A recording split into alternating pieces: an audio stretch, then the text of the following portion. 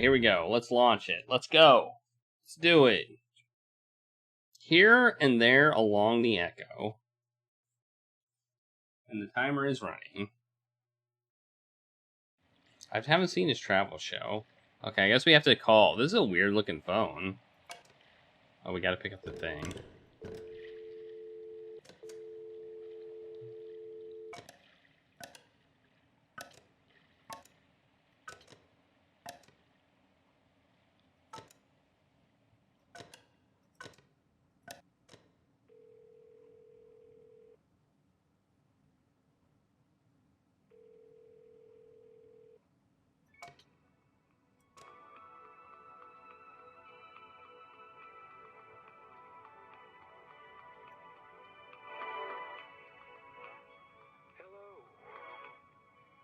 Dialed into Here and There Along the Echo, a guide to the Echo River for drifters and pilgrims.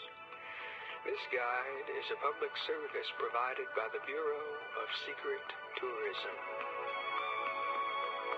For a menu of our resources, press 1. If you have an extension to dial, press 9. For more information about our organization, press 3. If you don't remember dialing this number at all, press 5. To hear these options again, the Bureau of Secret Tourism is supported by a generous population of river creatures whom I fix up and grill as necessary.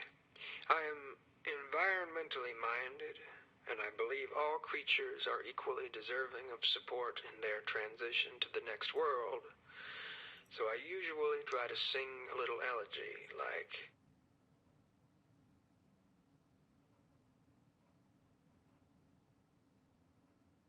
What?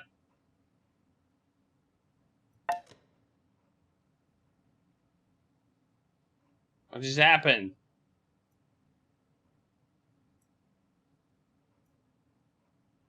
They just get disconnected? Oh, man. Let's try it again. Cool, ready to go? Yeah, let's go. Let's just take a minute. Alright, whatever.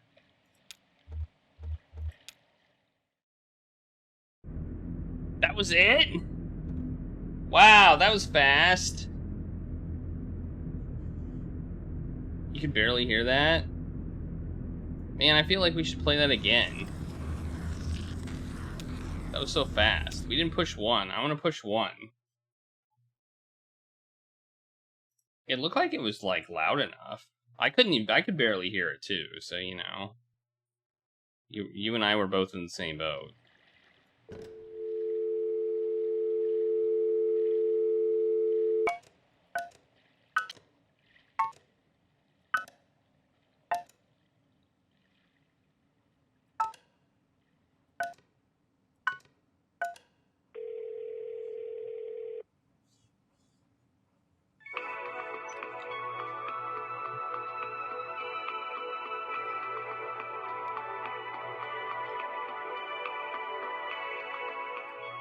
Hello. You have dialed into Here and There Along the Echo, a guide to the Echo River for drifters and pilgrims. This guide is a public service provided by the Bureau of Secret Tourism. For a menu of our resources, for historical sites along the Echo River, press 1. For a guide to the river's flora and fauna, press 2.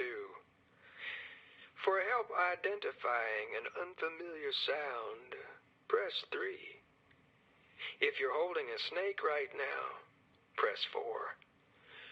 To hear these options again. So, you're probably not in any danger, but why are you holding that snake?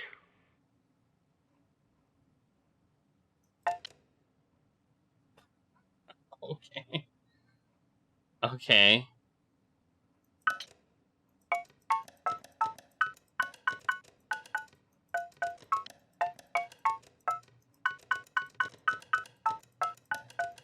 This is weird. This is weird. I don't get it.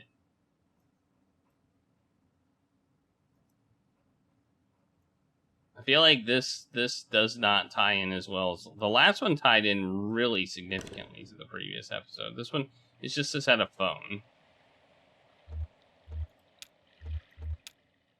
So, okay. Alright, that one seems very silly. Alright, let's play Act 4. Let's do Act 4 here.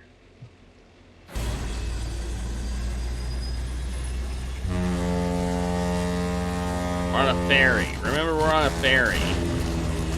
With a mastodon on it, apparently.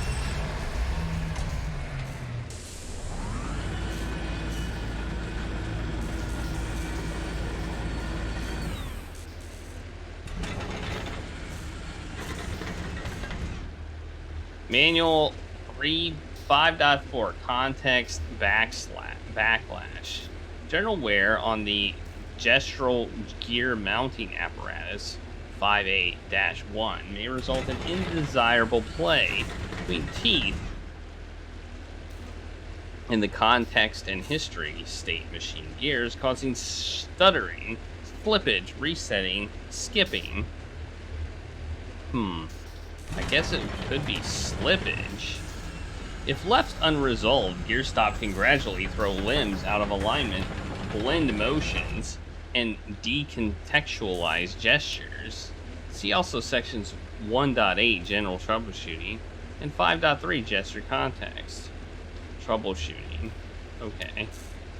General Troubleshooting. Technicians of sufficient talent and experience may skip this section. General troubleshooting techniques include hammering with something plastic until the tone becomes apparent, chiseling out a small hole and feeling for changes in resonance, or listening until the hue clears up.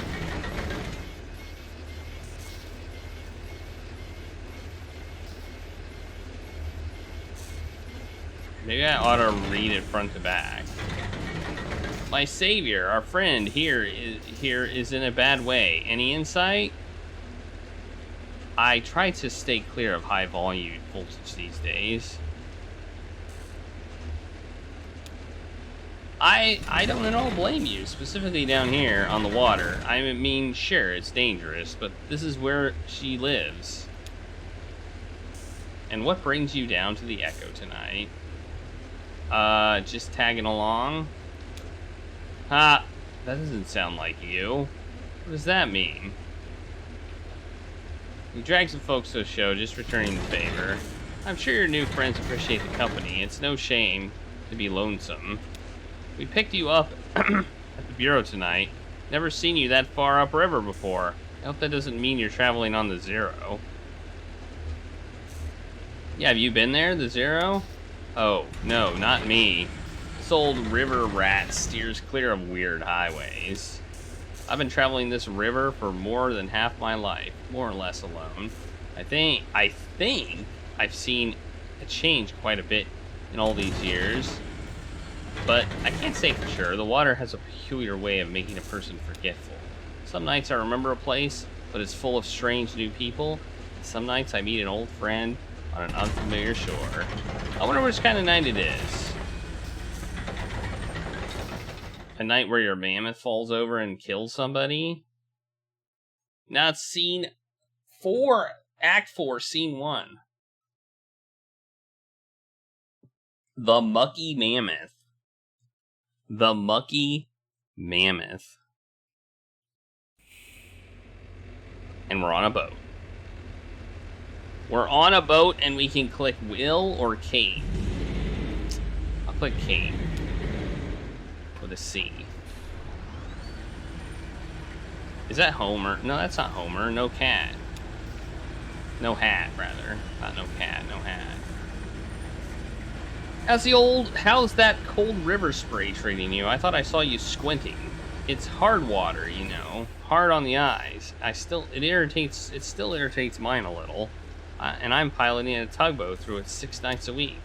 Don't be too shy to close them in public. Your eyes, I mean. People will just assume you're thoughtful. You need tea. So, Agrokybe agita, definitely peppermint. Dried spring agaricus, honey, milk thistle, and dried reishi. How far are we from Dog Drive? The echo is dicey tonight. Bad luck for you. Expect waves and diversions. Dog Drive is by the Silo mail stop, but we may need to spend some time in the indirect route before we hit your stop, okay? And there's other business. Mail to drop off, garbage to pick up, and a few favors to execute. All dotted on the riverbanks from here to there. I hope you enjoy the trip on our little Mammoth. Take advantage of all the amenities. Fresh air, cozy bunks, hot tea, and the video room. There are some pretty interesting tapes down there. Actually, unusual, weird. Watch out. That VCR doesn't take your hand off, though. It's untrustworthy. What kind of weird tapes? There's one with this woman. She's just, like, standing there talking, but you can't really hear her. And there's this awful hum. See for yourself. It's down there somewhere. Hey, do me a favor. Go ask Will how the repairs are going and if he needs anything. We're coming up to the next stop here, just refueling and picking up a few things. I could grab a bolt or some wire or something. Whatever he needs. Well, eyes on the road, haha. Okay. Alright, Will. Will. Like, just a mammoth on a ship. Like, that seems weird to me. Hey, Will, what's up? Singing quietly. Ba ba ba. Were we on the mold and whiskey feed and... Oh! Wet gears. Wet gears? Probably, who knows? First thing I tried, anyway. Down here by this little blue box. I took all the gears out and dried each one by hand, and then I loaded them back in again. That took care of the grinding sound, but her trunk keeps doing that sparking, clanking, weeping thing. To be honest with you, I'm not really qualified for this work. Kate's a friend, you know how it is, don't you? Kate is asking if you need anything when we stop. Hell, I don't know. Scratch ticket? I think she meant like parts or... I wouldn't know if I did. Haha. How do you and Kate know each other? So, ever walk through a rolling farmland? Sure, along the highway. Along the highway, that's what I mean. Or smaller roads. Well, I sure did. I slipped under or over fences, and I walked barefoot with seeds when they were just planted and tilled earth with my toes. Hey, I should tell you where I left my shoes. Did you know I'm a classically trained organist? It's true. Look at these long fingers and pedal gripper toes.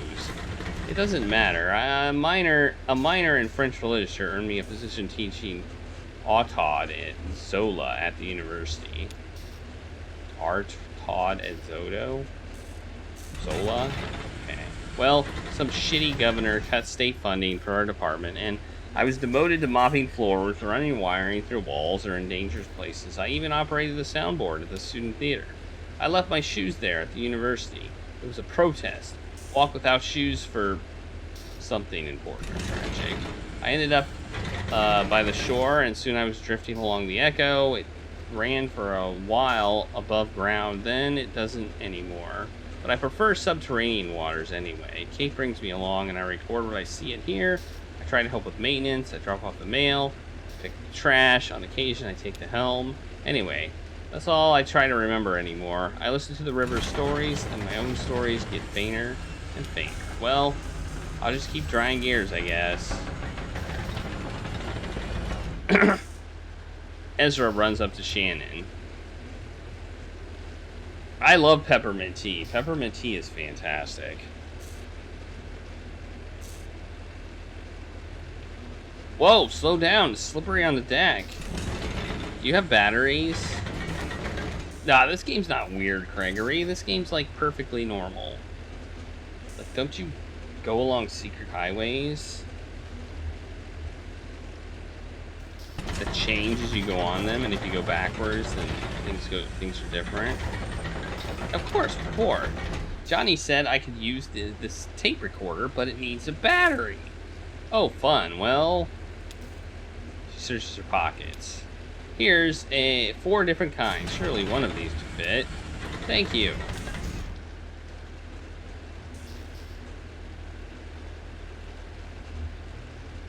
Oh, now Ezra can talk to Will. Okay.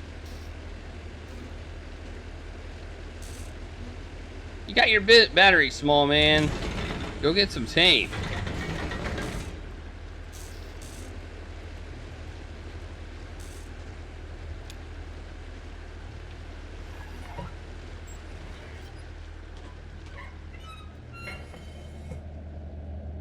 Whoa.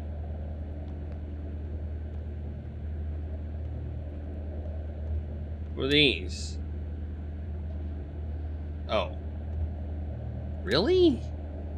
You're entranced. You don't remember this? It's okay. We've all seen a lot of concerts. Cyrano opened, his tape machine was broken or something. It got really cosmic. Right, at the flower shop. I remember that show. I'm sorry. Sorry, Clara. Well, you have a good second chance. You have a second chance to hear it tonight. That was fast. Got the batteries? Let's see. Perfect. This one will do. So you hit this button here to record. Hold it right here so you don't cover the microphone with your hand. I'll bet you find a lot of good sounds just around the tugboat. There's plenty of tape in there, so don't be stingy with it. Just record anything that catches your ear. It really changes the way you listen, for the better, I mean. Are you playing a concert tonight? I could record that. Yeah, Clara here came all the way from Lithuania just to do this Echo River gig. Nah, it's a tour. Tomorrow I'll be in Nashville and then Atlanta, and then over to the coast. Brutal.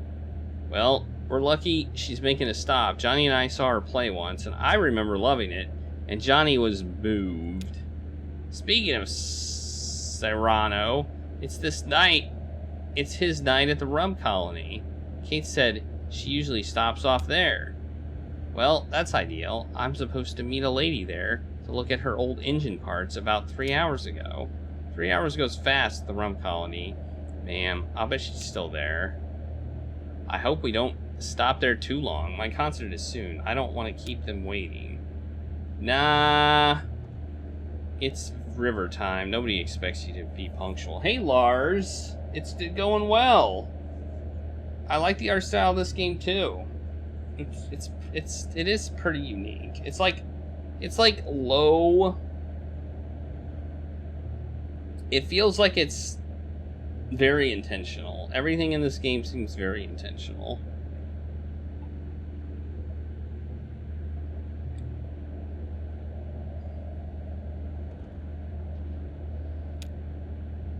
Hey, why don't you give that tape recorder a try? See if that cat over there has anything he wants to say.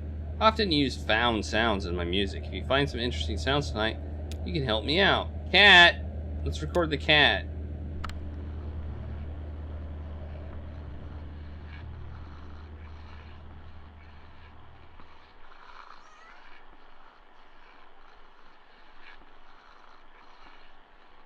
I heard a meow.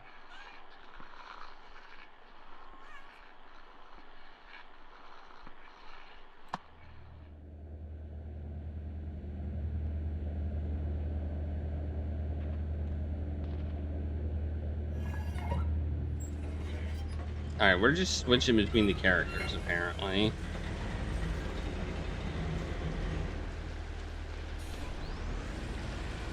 Conway. You know, it's the strangest thing. I can't remember why I came up here. Fresh air? Maybe. It's homey in that cabin, though, and warm. It's just that thing about, what was it, when you walk through a door?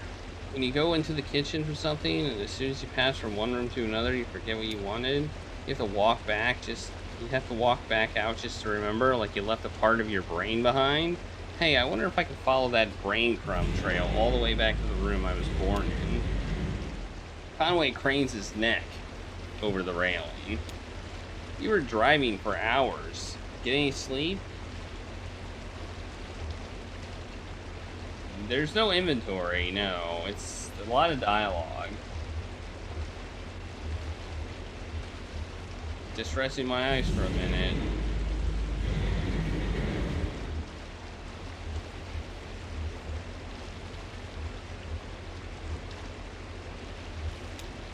Every little bit helps, right? Shannon leans over the railing and looks at the river below. There's all kinds of trash down there. It does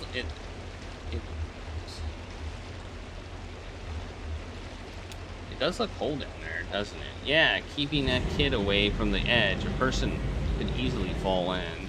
He's been exploring. Should I be worried? He seems to keep himself entertained. It's good for him. It's important to know how to be alone.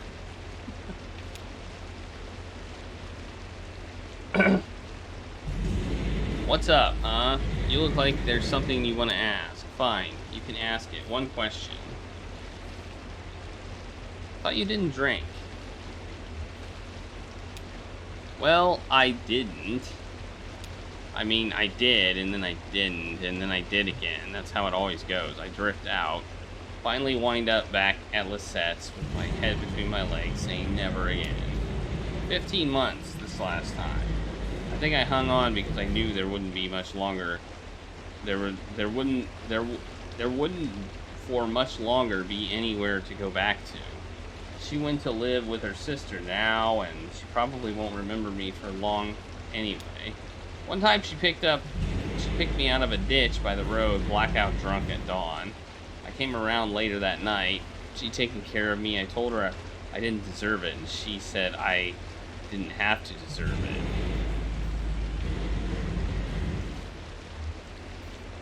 She sounds like a saint. You should all have someone like that. Oh, you wouldn't say that if you knew her when she was younger. That girl was wild.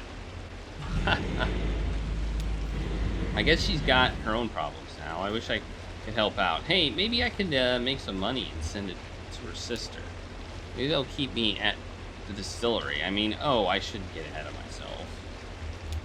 I've got to repay my debt. Hell, I should be grateful for the opportunity. If you want to die with any dignity, you've got to settle up. That's why it's such a damn shame when people go sudden.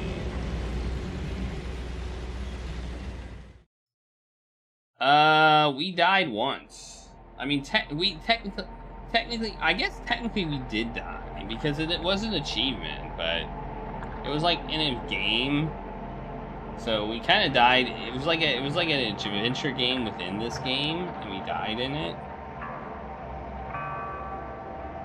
which apparently was like an achievement that only 3.9% of people got. So we're in the 3.9% category of people who actually died in this game in the computer thing in Xanadu. So why you can't die in the game, really? We got a rip in that one. I'm sure I talk too much. Everybody in this river does. The problem is that we listen twice as much as that. We're only telling you half of the stories we hear. Kate told me that I ought to have a photographer. She said, you have an uncanny way of having been in the place at the time the thing happened there. And that's the hardest part of taking a photograph anyway. Nice of her to say, but it isn't true. Though I know just about every story on this river, most of them I picked up second, third, or fourth hand. And so on, listening, see? Now I know what you're gonna ask, so I'm gonna answer it. Yes, I'm sure they're all true. I personally believe a story gets more true as it's tossed around from brain to brain, and the whole community brings their insight to bear on the brittle facts of experience. There are a few Ecker River stories I witnessed directly. I saw that big owl migration pass through. I might have heard about it. You might have heard about it. I was there when the old train station flooded. I saw the ghost of Stephen Bishop brew up a batch of white lightning on a raft, or anyway. I talked to a few soldiers who'd recently crossed paths with him, and I suspect sampled his wares. One night when I was working on the Mucky Mammoth, I picked up a gaggle of passengers headed down to a mail drop by the silo of late reflections. I knew a couple of them on passing, a couple of traveling musicians, whom I often encountered on the river. The others were strangers to me at the time. A young woman, a small boy, and an old man whose name I didn't catch. Oh, and a smelly old dog.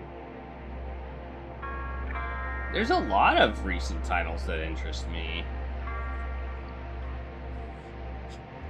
I think. I mean, I'll have to look at my list, but there's a lot that look good. Like, surprisingly good.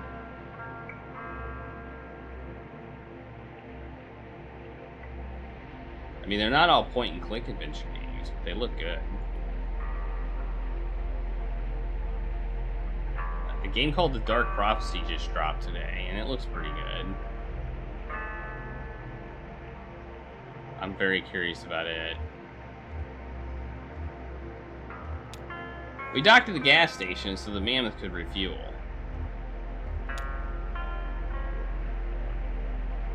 I haven't looked at Elden Ring. I thought you were referring to adventure games specifically, but I haven't even looked at Elden Ring. I only really have a PC, and I heard it's garbage on PC, so yeah, we did raid somebody last night who was playing it. I don't know what they were playing it on. Ezra stayed in the tugboat and looked around the map room. Ezra followed Junebug into the gas station. Sure. Ezra followed Junebug and Johnny into the gas station. Oh, it was playing on PC and it was working fine. Okay. Well, there you go. I mean, I'm guessing if you have the right graphics card and the right setup, then you'll be fine. It's when you don't that things go bad. Oh, we got it close. I usually find this place upriver. Everybody's on the lake tonight. Gas station moves around? Sure, it's not anchored or anything. Could be anywhere up and down Echo. We just kind of run into it when you need it, or hopefully a little before you need it. I usually stop here once a night, though to be honest, I'm not sure it's even the same one. Doesn't have a name or anything, and I never really paid attention to who's behind the counter. Anyway, it's nice to see you two. Most of my regular passengers must have gotten held up elsewhere in their journey tonight. It's that storm, I think.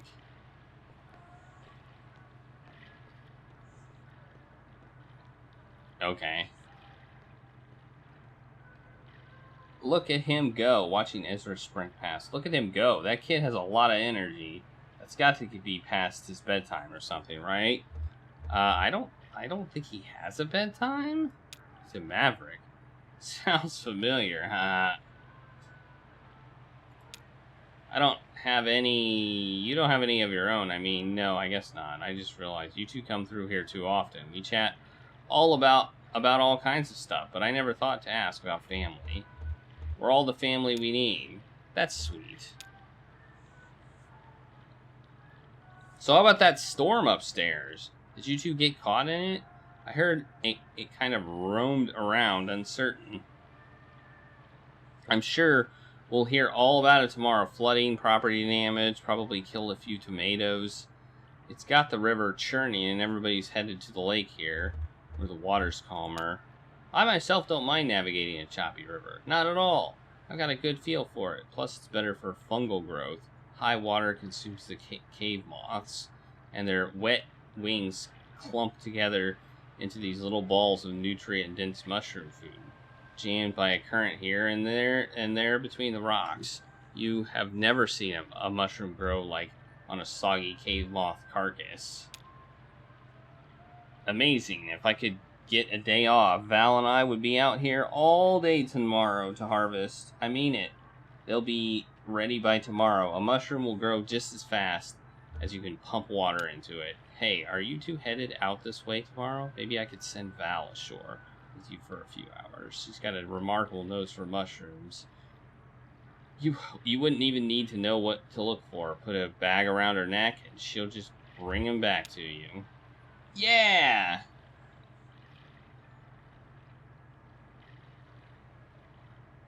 No room for the bike on a dog. No room on the bike for a dog, Cricket.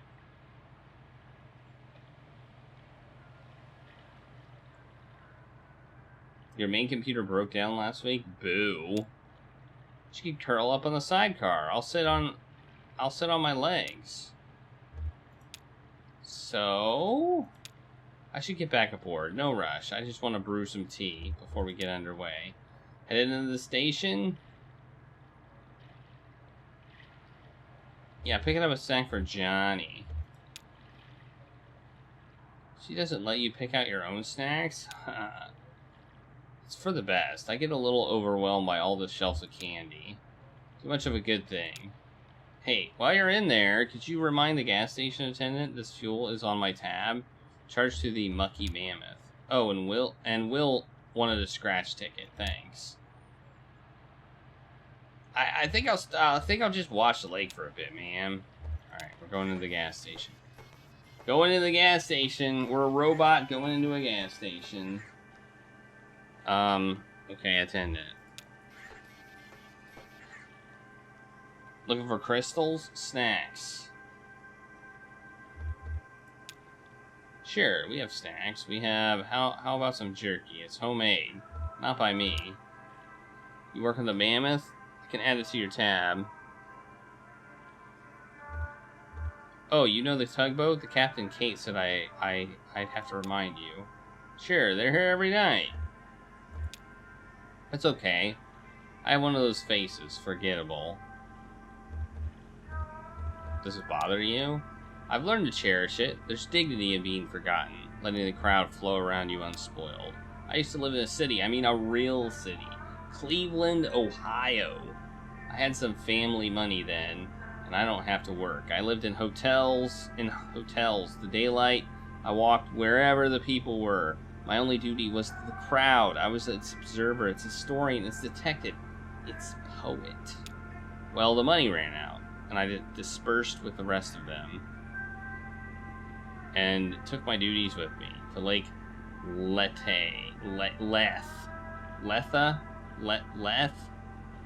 and the Echo River. I live behind this counter, anonymous, invisible, but I live with dignity. And yourself? Sure, something like that. I enjoy the company of strangers. I like to keep moving. Yeah, that's the way to do it. I can't help it myself. I travel at the pleasure of the current. Snacks are in the back there. Snacks. Junebug surveys the row of chocolates, licorices, cheese crackers, dehydrated, bleached, reconstructed, and colorized.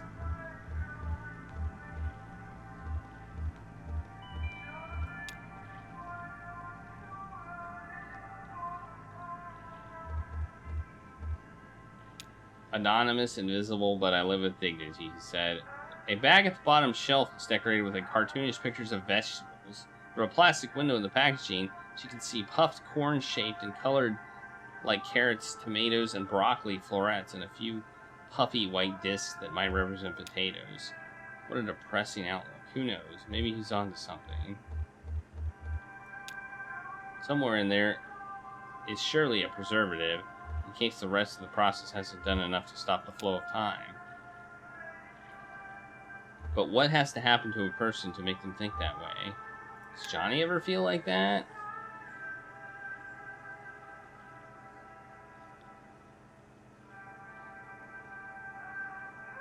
She turns the bag over to look for the ingredients, but only finds a marketing blurb. Inspired by real vegetables.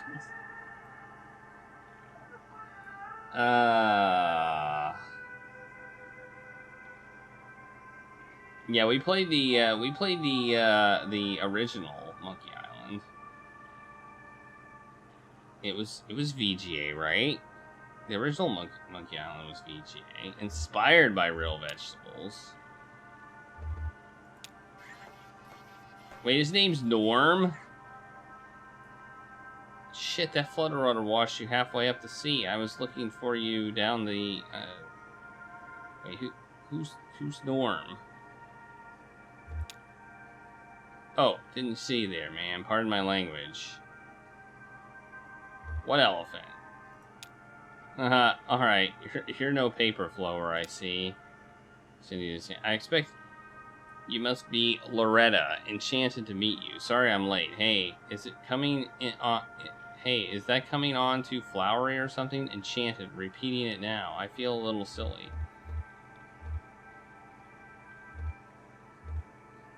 Enchanted sounds pretty old-fashioned. Is that the kind of gal Loretta is? I guess I don't know. But now I'm double embarrassed. Do I look like her? To be truthful, I couldn't tell you. I met Loretta on the computer. We meet each other here. We meet each other there. I mean, or I guess we spoke through the computer and agreed to meet. I don't know the terminology. I haven't dated in quite a while. Back then, I met Greta. That's my wife, excuse me, my ex, or maybe I am her ex? I don't know how to say it. Anyway, back then, there wasn't even such a thing as computers at all. I mean, I guess there's probably was, but I haven't heard of one. I never heard of one. I worked in textiles.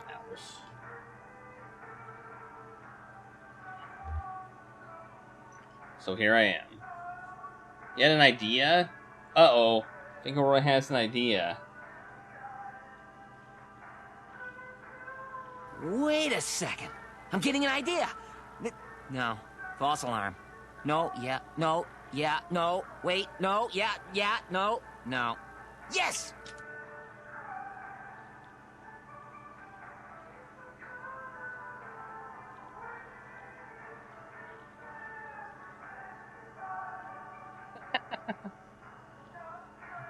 Spell his name Snacks.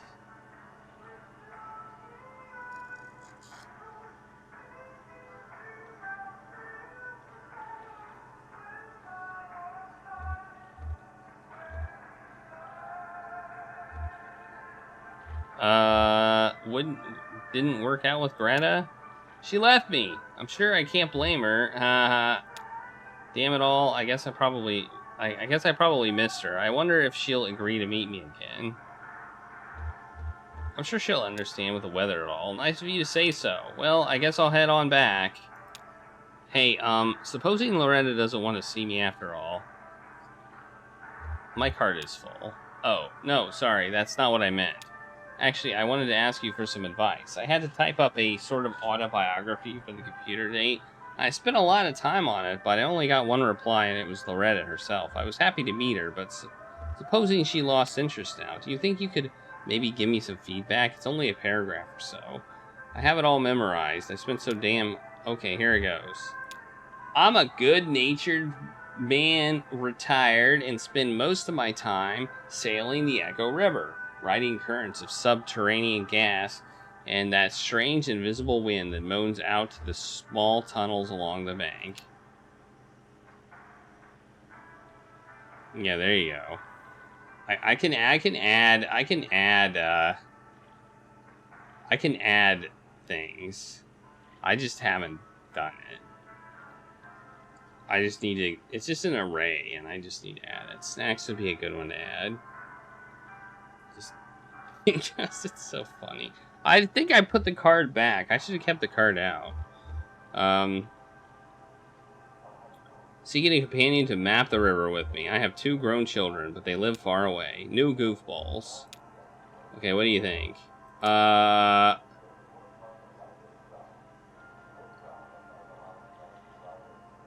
Was this about goofballs? I mean, like, serious inquiries only. Right about people wasting their time? You might miss out on some really great goofballs. Haha, you may be right about that. Think about the wind is a little too much.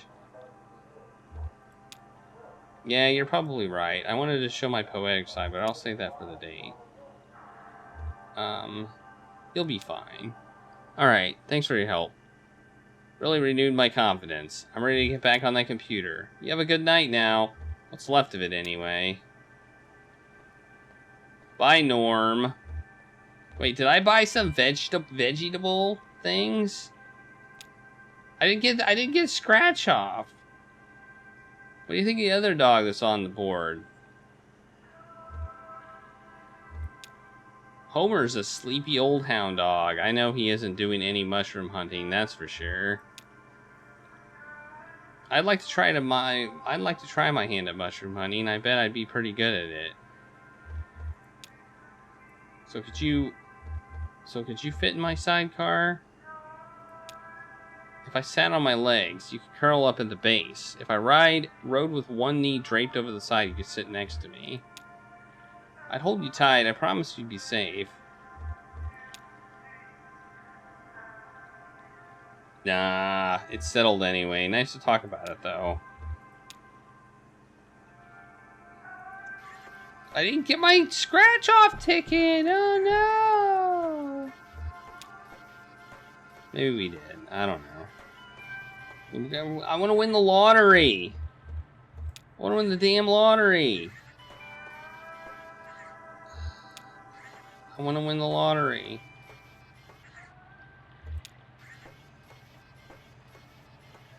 Yeah, look at all those tacos. Sorry, Cricket, nothing good on offer. Not even those little gummy pomegranate seeds? I didn't look. It's okay. I'll go check. Wish me luck. Good luck.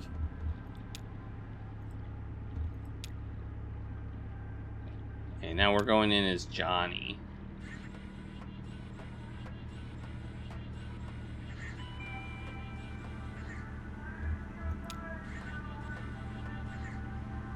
Do you carry those little gummy pomegranate seeds? I had 3 boxes at the beginning of this week and they're all gone. I can't keep them on the shelves. To be honest, our whole inventory is pretty low right now. There's a delivery boat that usually swings by early in the night, but I guess something came up. Where are you headed? Helping some new friends make a delivery or along for a ride. Hey, CC. Well, even if you're not doing the heavy lifting or navigating or whatever, a passenger contributes to a journey too. I never travel, but I do love travelers. That's what I like about this job. The travelers come to me. Do you ever get lonely here? Yes, I do.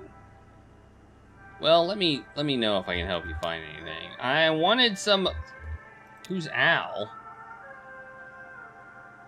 Glory, it is good to be among friends. Suit yourself. What are you so excited about? I can't help it. Every time I step inside of the boat alone, I think this could be the very last time. And then every time I come ashore back among people, I think, glory it is good to be among friends. Why get on the boat in the first place? It's a ritual of remembrance for me, tonight particularly so. It's my birthday. I am 5 years old. Do you know why I say that? Well, I'm going to tell you. 5 years and some days ago, I set out on the Echo River alone, or so I thought at the time. I was looking for an ice floe. They're occasionally rumored to travel our humble artery on their way to who knows where to who knows where. Who knows why? It's a mystery. An hour into the journey, my lantern gave out. Now, I always carry 3 or 4 spares. You'll never catch me in the dark again. Lesson learned. But that night, when that lantern went out, I was stuck in the dark. I kept my arm extended, running my fingers along the cave wall, trying to keep my bearing as best I could, and at least make sure I wasn't going in circles. I just prayed I'd find another traveler who knew his way back to the lake or above ground, or even just a crack in the rock to get a glimpse of moonlight. Time for some Bigfoot studies on YouTube? Alright, have fun with that. I had a large bag of apples with me. After a long while, maybe a day, I was getting weak, so I took my hand down from a rock to tear the bag open. Well, when I reached back out, I couldn't find the cave wall anymore. Or any other. I was totally unmoored, buddy. Totally adrift. And it was so dark. I started counting time and apples eaten. I drifted in despair for 4 apples. Then I schemed and planned and dreamed for 2 apples. Finally, I came to accept my fate, lost at sea. In this phase, I think I have continued indefinitely had it not come down to that very last damn apple. Picture me feeling around in an empty bag, certain that somehow there was another one of those fist-sized chunks of life-giving fruit, already softened by the time, and probably an unappetizing brown. Nope, that was it. Just as I was about to bite into my last meal, I felt a tickle on my upper lip. It hatched right then. Couldn't have been a moment later, or I would have eaten it. The last apple was infested by a damn fruit fly maggot. Well, that should have been the end of it. I should have eaten that apple and that fly while I was at it. But I put an end to our little food chain suicide pact. But I waited out of mercy. After all, this fly was basically a newborn child, right? A gross insect child, but still a child, right? Born into darkness and famine, hungry and alone. I mean, can you imagine that? No other flies out there on the boat, and never would be. No other flies to welcome him into the world. I mean, no fly culture, no fly society, no fly history. A true orphan. I started to get depressed just thinking about it all. Worked out a thick tear. I'm not ashamed to say, well, that fly landed on my cheek, right under my left eye, right on that salty teardrop, and then blinding glory, his ass lit up like a candle. That wasn't a fly, buddy. That was a damn lightning bug. So that's how come I'm here today with you folks. Only because I found my way out of that strange river cave by the dim-lit rear of some orphan insects hatched out of my last rotten apple. Glory, it is good to be among friends. Good story. That was a good story. Guided out of a cave by an insect's butt. I mean, come on.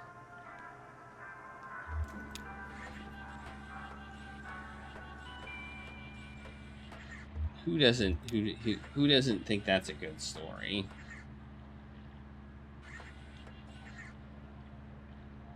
That guy's a trip. That gas station attendant. Did you talk to him? It's funny. He actually reminds me of that frog we had for a bit.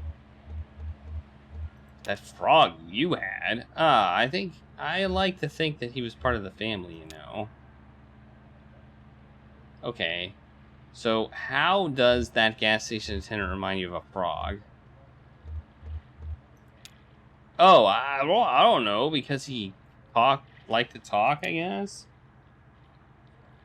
Maybe we should pick up another one, a frog or a cat or an iguana or something. Feeling lonely, Cricket?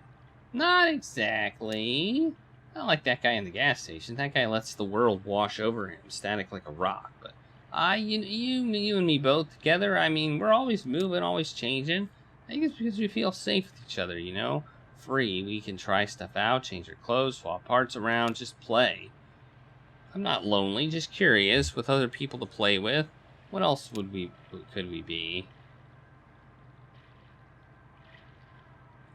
We can keep that in mind. Let's not rush into anything. Yeah, you're right about it, ma'am. No rush. Oh, that's Kate. Time to hit the road. River, I mean. Alright, we're gonna leave. My goodness. There's so much dialogue in this game. See that small brick building? It used to be an upholstery shop. Now it's inhabited by a very skilled taxidermist, whose art is greatly in demand. When it was an upholstery shop, it didn't see nearly as much business. The old shop's name has been lost in time and weather. This was decades ago. The only trace of it now is the grade frame of an old sign behind the new lettering, which now reads Trapper, Stalker, and Sportsman. And then below, smaller, no specimen is too exotic, no arrangement too fanciful. Some of the upholstery equipment is still there, too, and still sees active use. Elise is the resident artist, though she's not the owner of the shop. It's owned by her Aunt Ida. Ida was very little, has very little to do with day-to-day. She's busy with other endeavors, mostly the restaurant she and her husband run on Lake Letha. Shannon retreated to the TV room to browse the Mammoth video collection. Oh man. I want to browse the video collection. I totally want to do that. Act 4, rather, Scene 3. I'm very interested in this video collection. It sounds creepy.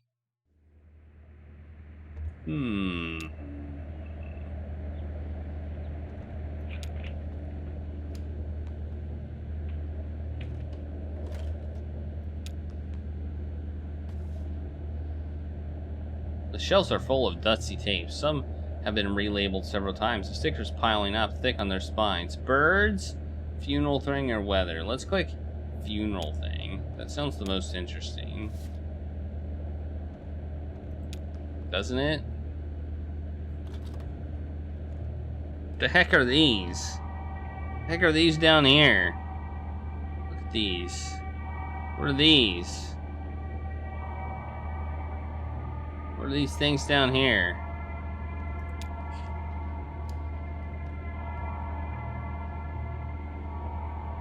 An elderly couple sit on folding chairs in the middle of a TV studio, undecorated except for a funeral lily in a thin blue vase on the table.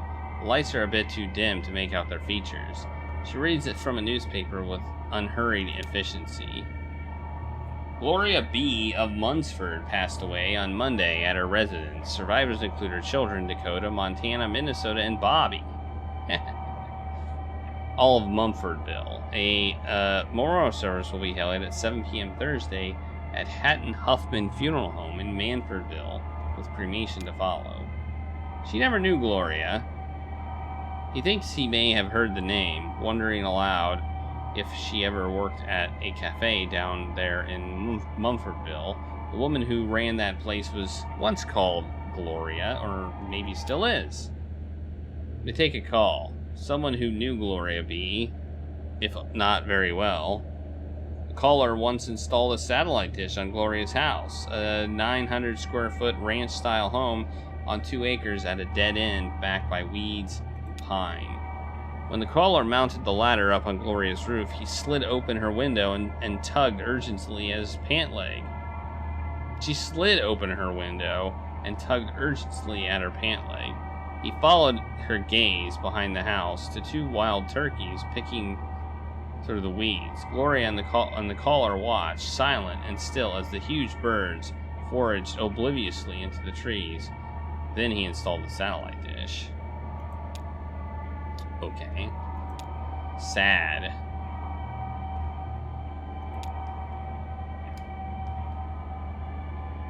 Alright. That was weird. You're not kidding, those tapes are weird. Birds. Birds. Let's look at birds. Let's just look at birds. Birds!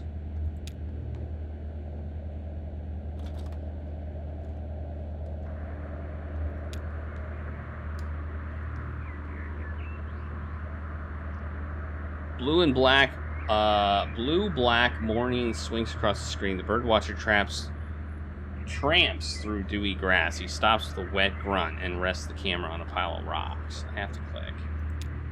Birds from great distances. Episode 12 appears briefly on screen. He twists the lens by hand, pushing the frame past trees into the road, and comes into a halt, zoomed in on a fuzzy, fist-sized artifact resting on the momentarily stroke of a phone wire. Shannon and the birdwatcher observe. He breathes heavily, and she holds her breath, like she's afraid he might hear, afraid of distracting him, or of being discovered and contaminating his perfect exhalation. Traffic picks up, indirect. As the sky lightens, the black smudge in the center of the frame gradually becomes more prominent, but never in any greater detail. Okay, so a blurry bird. Okay. A blurry bird. Nice. What else do we want to look at? Art thing? Well, let's click the art thing. Art thing.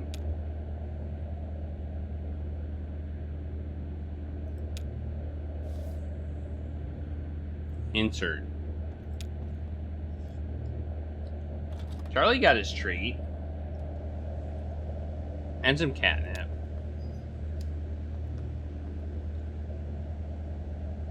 Is she loafing now? At first, she thinks the video might be paused, but in closer inspection, she can see the edges of the frame shrinking inwards around the chairs, desks, and loose gray furniture of a sterile waiting room. She watches for a while. She's not sure how long, several minutes. The zoom tightens so gradually, she sometimes forgets it's happening at all, and finally rests on the oscillating desk fan. She ejects the tape before the next part of the... Why? Why did she eject the tape?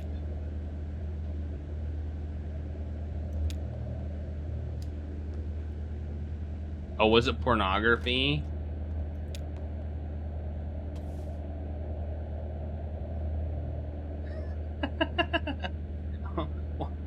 Is it pornography?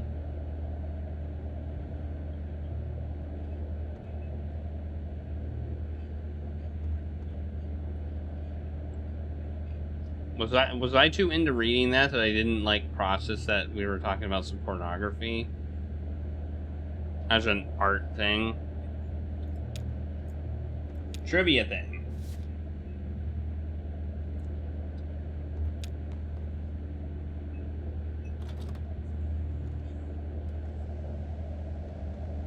Watch.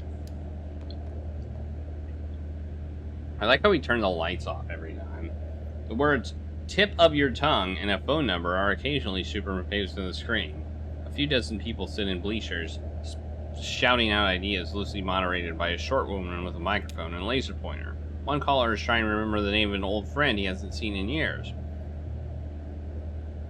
It starts with a consonant. It's full of consonants, actually. There are maybe one or two vowels. It sounds long, but she doesn't remember having had any trouble spelling it at any point. The friend had brown hair. That's supposedly not helpful. Another caller is trying to remember a verb that means to make oneself vulnerable. Something like to expose oneself, but not quite that. To become emotionally, spiritually vulnerable, like with a lover or a poem.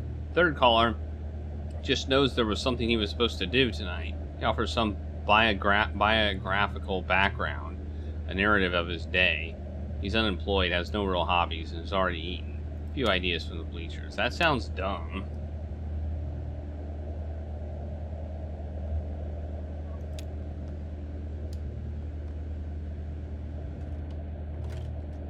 Maybe it was that too. I don't know. Let's click the question mark. We're clicking question mark. It's question mark time. Let's see what it is. It's probably gonna be freaky deaky. Is this the girl that stares at us and makes us go into the TV? That awful hum. It seems to start before Shannon even hits play. Then there's the familiar room. There are the blank gray walls marked with tape and school desks, and this time she notices a few more details. The murky carpet, like standing water. Some video equipment stashed in the corner, a row of lockers. Whoa, and there's Weaver, looking serenely at the camera. As before, she starts speaking, and as before, there's no sound, but that hum. Shannon finds Weaver's words coming back to her as they appear, the captions on the screen. Male, school, and these magnificent, tragic horses. Go underground as deep as you can. The air is cool, and the earth is damp. And when you close your eyes, we're surrounded by the dead. Remember where that is? You'll find your way from there. I think this place is what you're looking for. Some of it will wash away soon. But I think you'll be happy here, even without the mall, mail, school. Text repeats for a few minutes, and then Shannon stops the tape.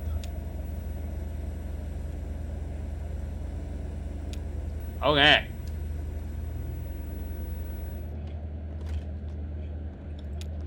That's weird. Alright, we're done.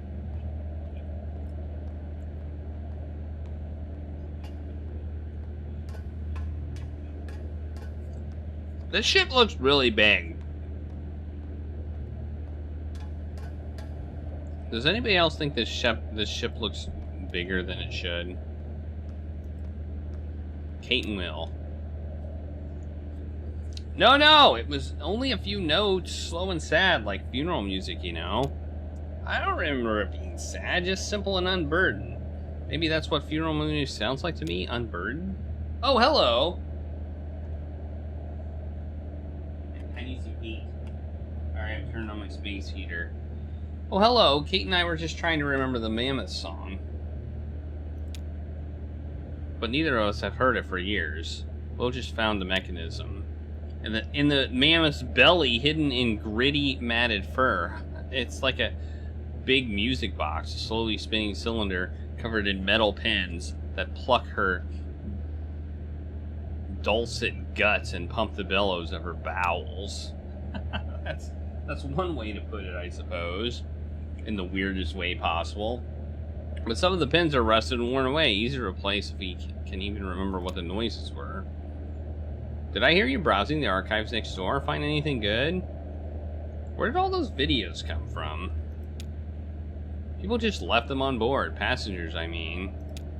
They used to be all the movies. They used to all be movies. And that kind of stuff. I like nature documentaries especially. Some people left home movies or little art videos they've made. But the damn VCR devours anything you leave in it.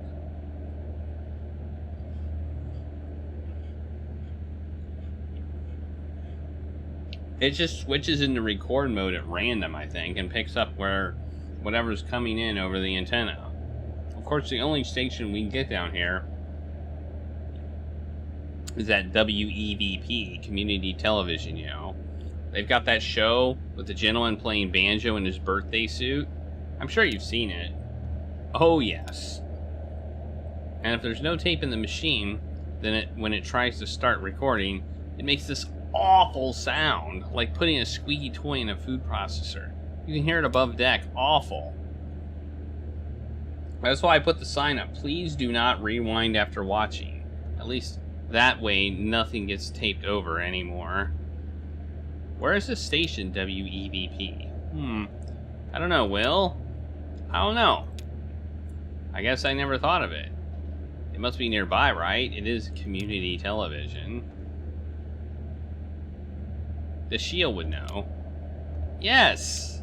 You should meet Dashiell.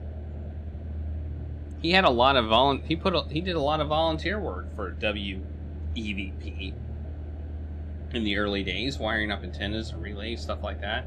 I think you two would have a lot to talk about. He works at the telephone exchange. No, I'm afraid he's been let go.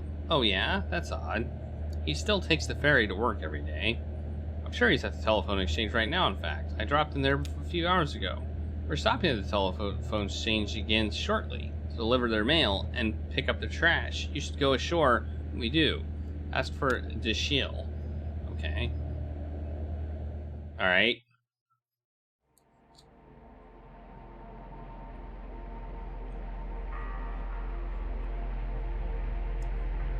I rarely miss a chance to lounge on the beach around the rum colony. And I do enjoy a drink, though I didn't find their signature liquor suits me.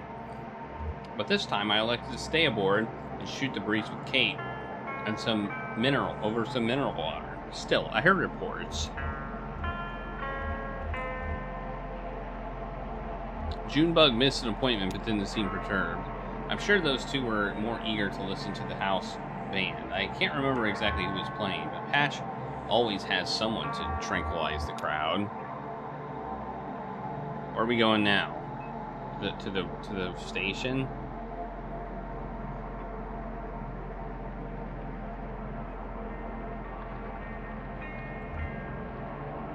Oh, if we're talking about the rum colony, I should tell you about Patch.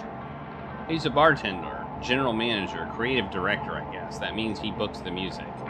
He's pretty much run the place for the last 7 years. A lot of folks assumes he owns it, but that is not the case. The rum colony is owned by a dead man named Vernon. Technically, it would be owned by the power company, who once bought a sizable interest from Vernon as part of the state-sponsored investment program, but a clause in that arrangement requires him to keep their hands off the day-to-day and most of the profits, so long as Vernon walks this earth. The upshot of all this is that nobody came forth and identified the body. Patch is a good guy, though. Kind, trustworthy, and he mixes a strong Mai Tai, if that's your thing. What is a Mai Tai? I don't remember what a Mai Tai is. Does anybody know what's in a Mai Tai?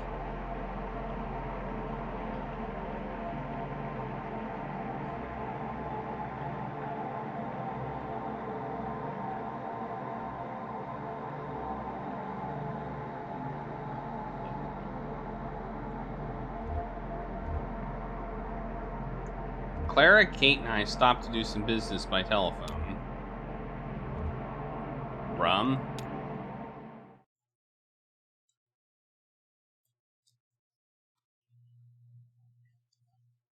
Scene 4, Act 4.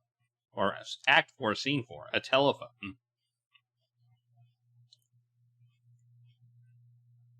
What else other than rum?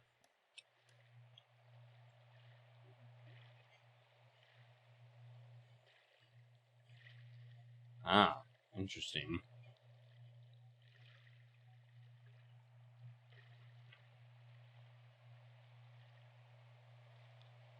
Alright. I don't know what it would taste like.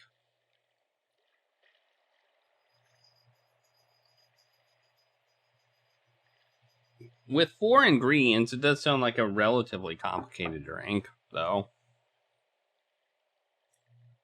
I guess you're going to be here for a minute. Looks like they have a few calls to make. What are you going to do?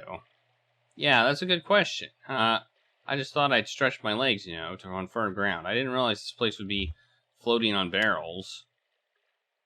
Back when I was driving long hauls, that's the real big trucks. Now I sometimes wouldn't leave the cab but to pump gas. I took my meals in there, I slept in there, I changed my socks in there, the whole thing. So one time I was hauling a bunch of big spools, telephone wire, I think, actually, up from California into Washington State, where that is? That's way out on a map. It's kind of to the left of here, more or less. In between California and Washington, there's a place called Oregon. That is true. And you can't pump your own gas there. They have a guy who does it, called a gas jockey. And you better not even open your door, or they get all suspicious. I drove through California and into Washington, and I refueled in the middle, in Oregon. So I didn't set foot out of my truck for a whole day. When I came out of the cab, the ground rushed up like it missed me. Gave me a big old kiss right on the chin. Right here. What I'm saying is, hell, I forget. What am I talking about? You can't pump your own gas in Oregon. Exactly. Don't forget that. And don't say I never taught you anything. Well, guess I'll head back aboard. Might see if we can find any of the good stuff stashed maybe in the spice cabinet, maybe in the medicine cabinet. That's where it belongs. Hell, who am I talking to? Don't listen to me, kid. I'll see you in a few. Alright. Wait, where'd our arm go? Where did our arm go? What happened to our arm?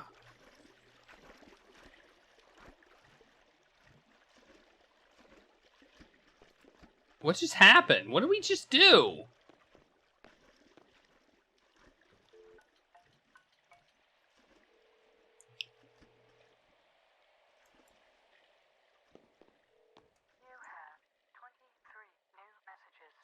You have 23 new messages. I remember going to a house in Aroostook County, Maine. I was 2. We were moving, and we were driving up in a white Nissan station wagon with faux wood paneling. And it was the first time that I'd seen the house that I was going to live in for the next 7 years. What the heck? That was actually voiced.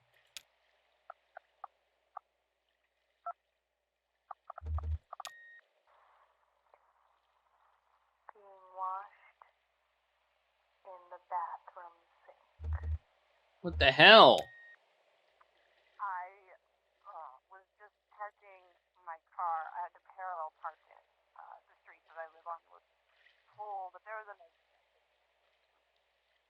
But it just got cold today for like the first time in a long time. So I had the heat on. And whenever you have the heat on in an old car, it definitely smells a certain way. It smells kind of like, it almost smells, you can like smell that it's hot, and you can feel it too, but the smell that it is This is very like quiet. from the car itself, like from the engine. And there's been a lot of smoking going on in that car, so it's not exactly a pleasant smell, but it's definitely strong and it's definitely there. And with the windows down, you can also smell that it's cold. So you get both. And that feeling together is super familiar if you've been in old cars a lot. Anyway, I was parking and I had to go in and out about it like 3 times, but when I finally finished parking, it was like perfect. What the heck? Both wheels against the curb, and that's when I had like the double memory of when I first learned how to drive. My mom taught me how to parallel park. She told me the story about when her dad, who was a motorcycle cop, taught her how to parallel park. And every time she parallel parked, he would take out a dime, and if he could fit the dime between the wheel of her car and the curb of the street, then she had to do it again. She didn't do that for me, but every time Holy that I got upset about shnikes. having to do it again, she would tell me that at least I didn't have to be a dime's distance away from the curb. I learned how to drive in the fall, and I got that smell a lot during that time. I don't know when my mom learned to drive. What the hell?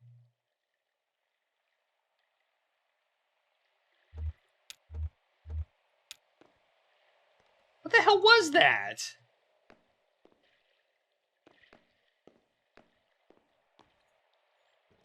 To Ezra, don't you go diving in too. It's actually really cold and kind of dangerous. Did he say did he say where he was going? He went to get some medicine. He's looking for the good stuff. I see. He's still thirsty. Can't keep some diet soda in the broom closet, but you didn't hear it from me. It's next to the bleach. Bring a flashlight. Oh no, I don't think that's what he's looking for. So any important messages? Every single one. Where are you heading tonight, small man? I'm just following my friends. Is this young woman your friend? We met Ezra earlier tonight, and he's been very helpful. I'm hoping we can return the favor once we get back above ground. Poor kid who was sleeping at the bus station and just lost track of his folks. He'll be all right. He's more at home down here than any of us. Trust me. I have an eye on him. I have an eye for it. I guess. Who's this? Why are we all... What is happening? Like, what is happening right now? Kate, thanks for calling. How are you feeling? Pregnant? I couldn't get settled in bed, so I was just watching TV, some cooking show about high-concept junk food, and everyone from my high school chemistry class was here, making cupcakes out of old bicycle parts. I think I might have dozed off a bit, actually.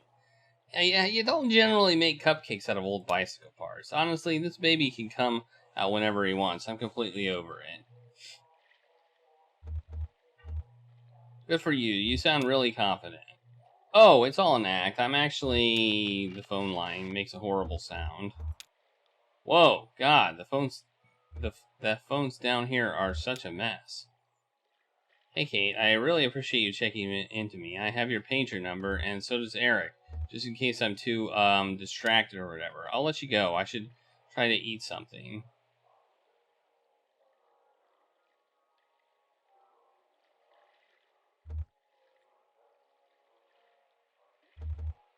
Rishi will help you with your joint pain. Okay, thanks. Maybe I'll chew on some ice. Maybe I'll just chew on some ice. Talk to you later, Kate. Hopefully.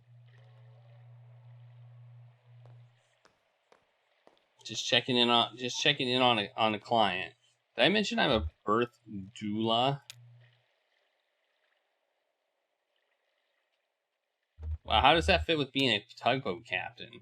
Some women choose to come labor on a boat, actually. For the rest, I have a backup just in case I can't get back on dry land in time. I've been lucky and only had to lean on her a handful of times, just out of several hundred births. You'd never believe how many people are just born all the time. Is everything okay? Everything is great. Sounds like she's ready. Some women just know. It's amazing. Others are caught totally by surprise. Your friend went back aboard? Don't worry. He doesn't know about your soda stash. You were sworn to secrecy. It's okay. I got rid of all that junk food anyway. I'm on a star thistle and grapefruit cleanse. Okay, is that Shannon right there? Who's this?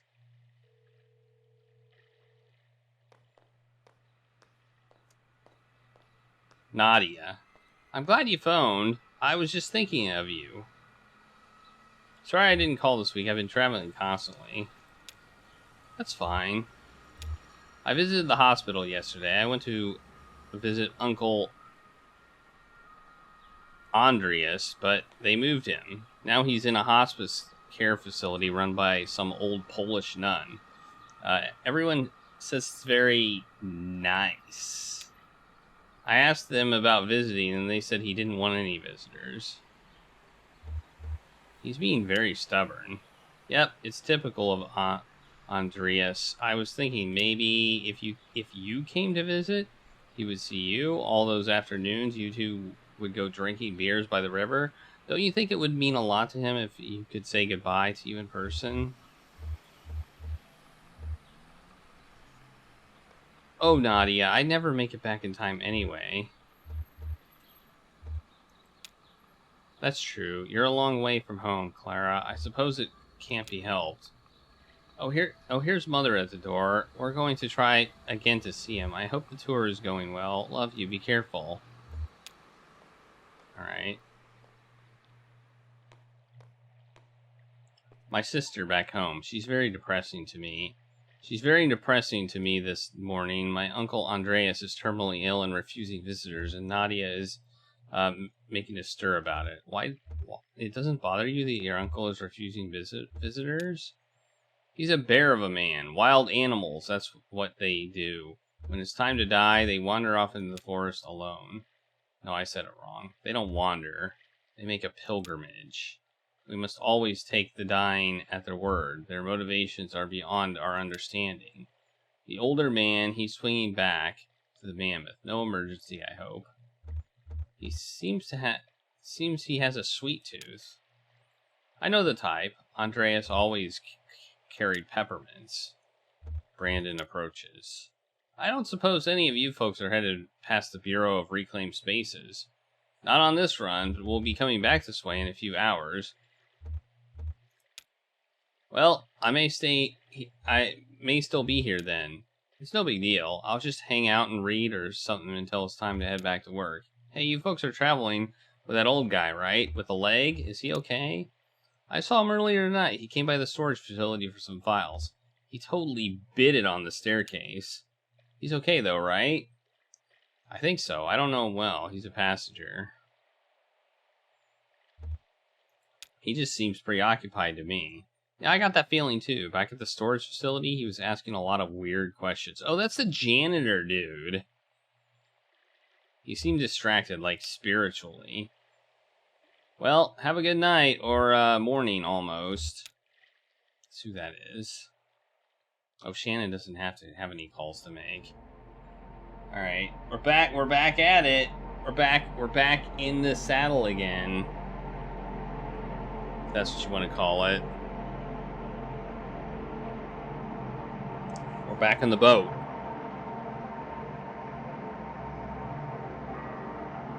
That right there is the Ratcliffe Monuments. If you ever need a headstone carved, or a loved one, I mean. Violet Ratcliffe, never married, nonetheless bore 6 children: Earl, Kelly, Barb, Ron, young Earl, and Beauty. And for each birth, she locked the doors at Ratcliffe Monuments for only one day, even with young Earl, when she was in labor for 36 hours. Well, that's what folks said, and I met her, and I believe them. She had the unyielding disposition of a cliffside. None of Violet's children had any desire to go into the monument making. Barb was never very good with her hands. She ended up reading scripts in a call center, where she only occasionally has to press a button or take down an order. Mostly she talks and listens, which suits her well enough. The run of the shop fell at last to young Earl, the only Ratcliffe still at home when his mother finally passed at 82, and who then had the honor of engraving her headstone. He's done well, for the most part. His craftsman has suffered over time. It's his hands, cut and bruised by missed strokes, shaken apart from the inside too. He learned from Violet, when striking a block of stone with a mallet and chisel to absorb the extra shock right into his bones, so as to keep the apparatus straight and carve a perfect line. He spends his time outside work just caring for his hands, soaking his bones in salt water, doing little exercises and stretches. It won't improve the straightness of his marks, but it might put off the day he finds himself unable to carve a line at all, scribbling on rocks like his ancestors. That's the day he has nightmares about. He dreads it like death, although he makes no distinction between the two. Okay. What is this game? Like, what is going on? Like, our goal is to make a damn delivery. Do we even have our delivery? Is our truck even on this thing? Like, where's our truck? Where's our delivery? Is it on the boat? I mean, it's a pretty big boat. It could be on the boat. I didn't see it, but I didn't really look either.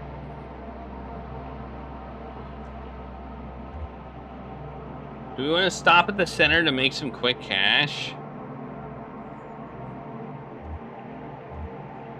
Yeah, let's stop at the center to make some quick cash. I like cash. Cash is good, right? Act 4, Scene 5.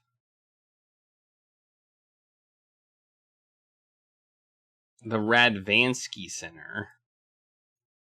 Radvansky.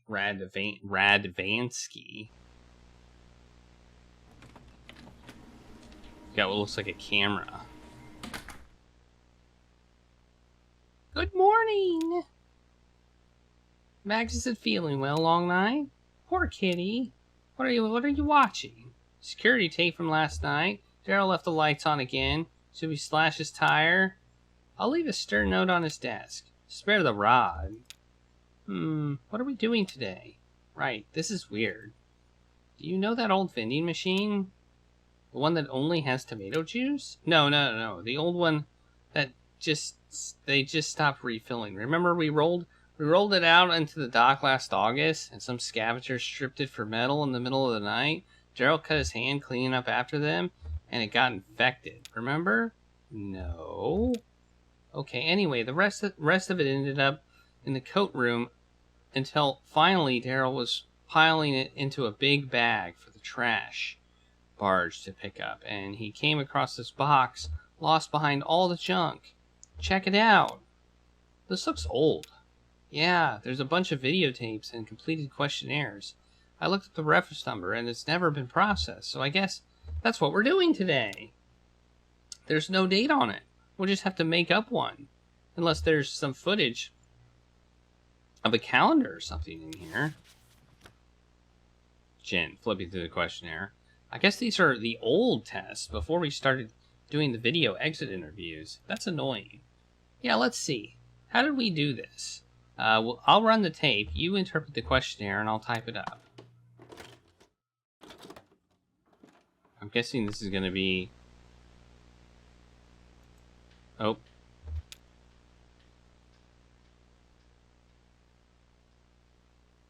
The modernist bookshelf with a fancy vintage turntable, so ostentatious, so Daryl.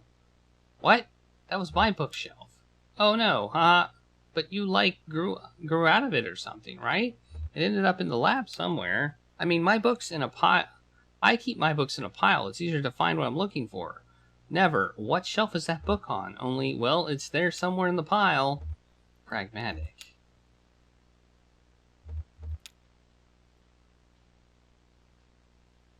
Wow, I haven't seen that poster in a while. I think that was mine from college. Yeah, definitely. Oh, right. Daryl swapped it out in the redesign. Now it's... What's there now? Yeah, that's weird. I can't picture it. I mean, I can picture the wall, but there's definitely something hung there. That's gonna bug me. Want me to go look? It's just down the hall. No, it's okay.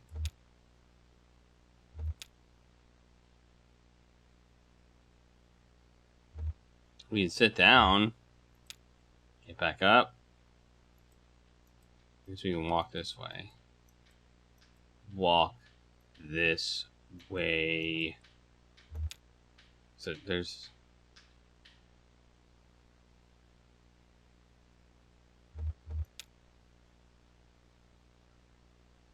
This should be some basic information in the first control test. Subject, general disposition.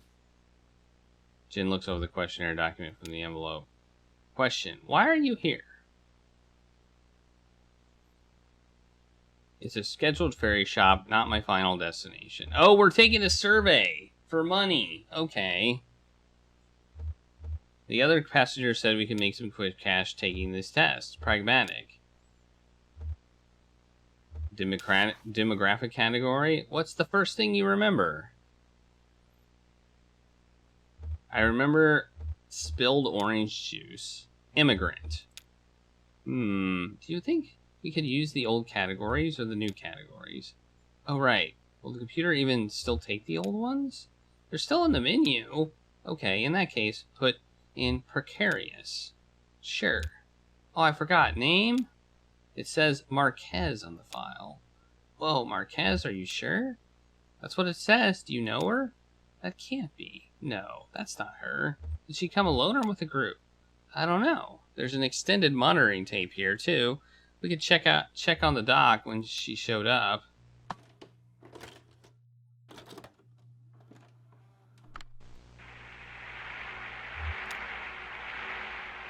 Oh! Wait, who is that? The guy in the hoodie. What? I've never seen him before. Really? He looks so damn familiar. I thought maybe he was a former intern or something. He's a little old for that, right? No, I don't recognize him. Sorry. You're all deja vu this morning. It's spooky. Sorry, just one of those days, I guess. No, definitely not. Oh, she's traveling with one of these creepy distillery guys. Nah, he looks like an old drifter. Maybe you're right. It's hard to tell in this light.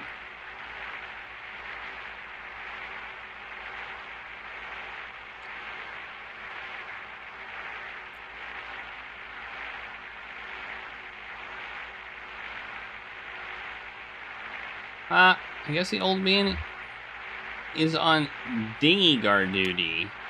A noble assignment. So who was this lady? Oh, right. Well, do you remember WEVP TV? No. Okay, it was a community television station. The Consolidated Power Company had this funded as, like, a punishment for owning too much of the broadcast spectrum or something. Oh, they used to screen their videos, right? Yeah, it was like a co-op. I did some maintenance, and they got me a slot to work with my show. And they had that naked banjo guy late at night. Naked banjo guy. Yeah, that's mainly what everyone remembers. I guess their whole mantra was community expression. He was certainly expressive. Oh wait, was WEP the one that the flood, right? Yeah. Damn. So Shannon Marquez, did she have a naked banjo show too? What? No. Let me guess. Which of the following sentences best describes you?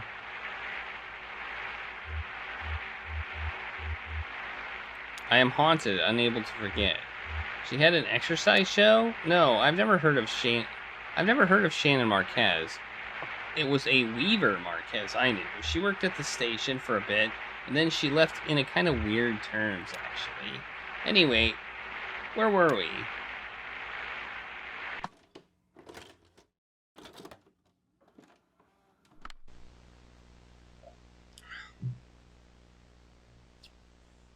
We're here.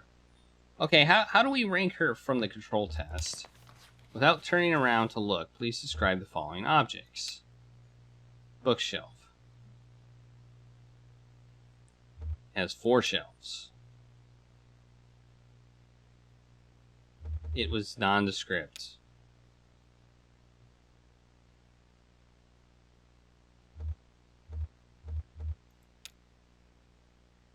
Poster. I remember circles.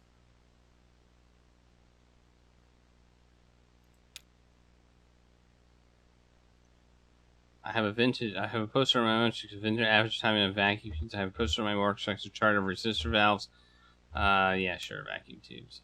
Lighting. 1 lamp, 2 lamps. It's just really dim.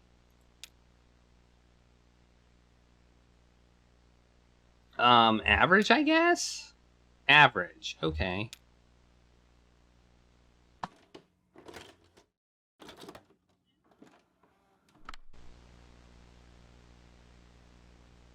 Wait, what's this? What's going on now?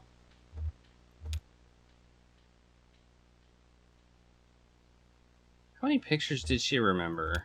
2? Or actually, maybe 3. What? She wrote down orange, strawberry, guava. Guava? I think she meant the pear. See, that's why I hate this test. There's so much fruit that basically looks like other fruit. Oh, guava. Does guava even look like a pear, though? I don't think I've ever seen a guava. I thought they were pink. They're just pink on the inside. You can't confuse a real guava for a you wouldn't confuse a real guava for a real pear, but in one of Daryl's crude watercolors. But I can still clearly tell it's a pear, even on video. Yeah, you and I can, but we already know it's a pear. She could be remembering wrong, or just identifying what, to her, is a much more likely fruit to appear in a painting based on any number of cultural, social, geographic, She didn't say anything in her response to help clarify. Let's see. Please describe in detail any sensations that accompany your memory. I remember the way the fruit tastes.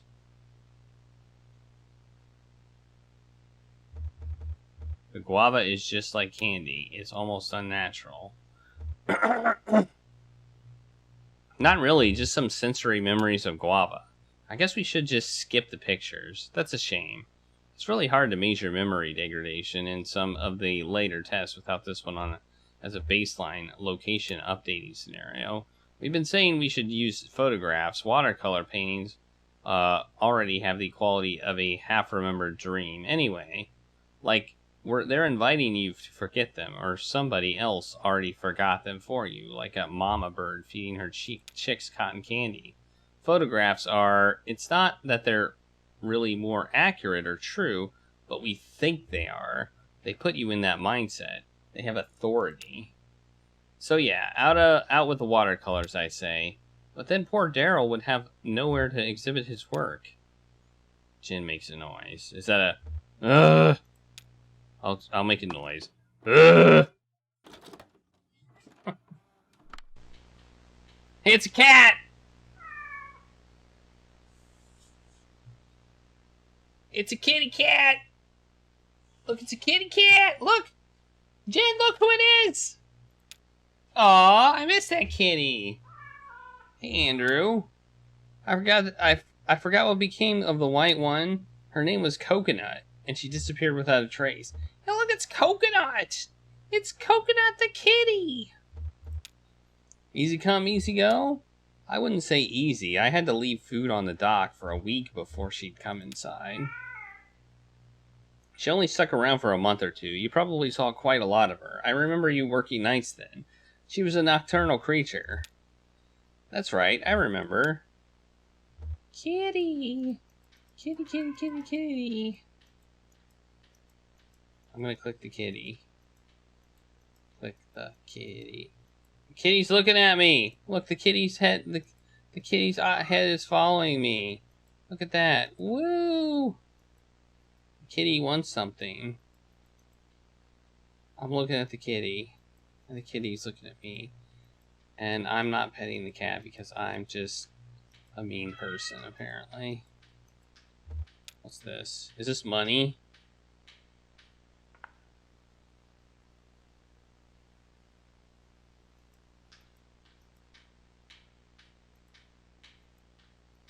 Was that something for the cat? Please tell me that was something for the cat. Yes!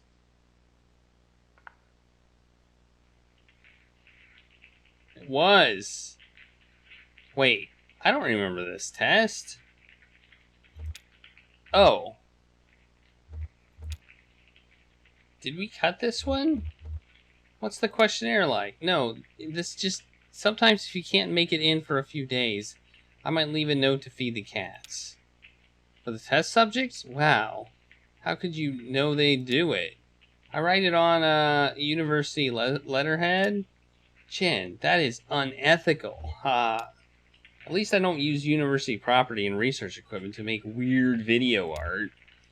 Very well then, I contradict myself.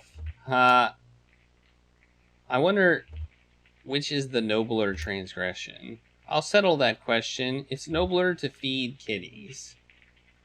It's nobler to feed kitties! Oh, here's another extended monitoring tape from the waiting room. Alright. This is an interesting way to present things. Who's that? Busy night. There he is again, sleeping. Where do I know him from? It's gonna drive me up the wall. Does he work at the university? Oh, that sounds familiar. Yeah, I think he might have worked there a long time ago. Maybe when I was an undergrad? Ah, the Paleolithic. I thought he looked a bit rugged. That's right, Jen. I went to college during the Stone Age. What was your major? Fire? I don't think he was a professor. Maybe staff? It's been so long. Sometimes I wish I'd just barreled through like you did instead of taking time off before grad school. I'm sure it was the right thing to do at the time. Yeah, or the only thing. I was such a mess. Did I ever tell you about that? My boyfriend died suddenly my last year at college. Oh, poor thing. It's okay. It was a long time ago. But yeah, it really shook me up back then. He was studying astronomy. We were both really into experimental music. We took a few art classes together. That's so sad. Sorry, never mind. No, it's okay. That's the thing, actually. I mean, that's what shook me up about it. It was just this random accident that never should have happened. And so suddenly you never could have seen it coming. He was back home, visiting his parents, and he fell off a roof. Thanks for the taco party, Fickle Boy.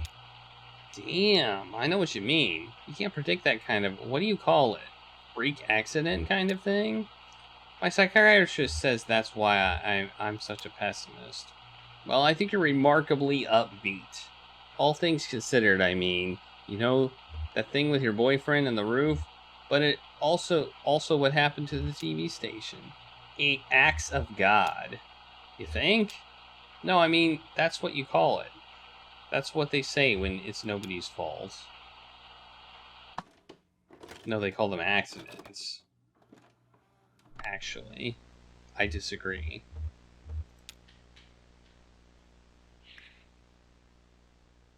Oh, look. Can you read the date? Damn, I can't read it either. It may not have been current. I remember for a while we had a calendar up that was like years behind. I think Daryl liked the picture. What was it? Best friends. Every month there was a different pair of animals that were friends. That's adorable. I think I'm gonna be sick. You don't remember that? The weird intern brought it in from home? What was his name? Who? Oh, you remember. He was always like, I mean, he would make fun of you. We would make fun of him for, damn, he's almost completely gone from my brain. So many interns coming and going then. I guess I don't remember even remembering their names. I wonder who was working back when this was recorded. Is there a tape of the monitoring room? Yeah, here it is. Oh, before we check that out, did she flip the calendar forward or backwards? Backward. Oh, weird. They usually flip it forward.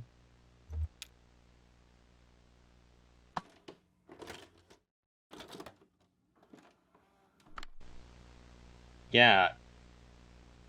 There's a kitty again! There's a kitty cat!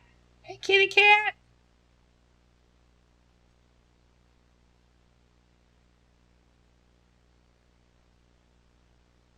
There goes a cat! Look at that cat! There she goes! Wait, do you think? Did she follow them out? Oh, well, here's the last extended monitoring tape from the dock when they left.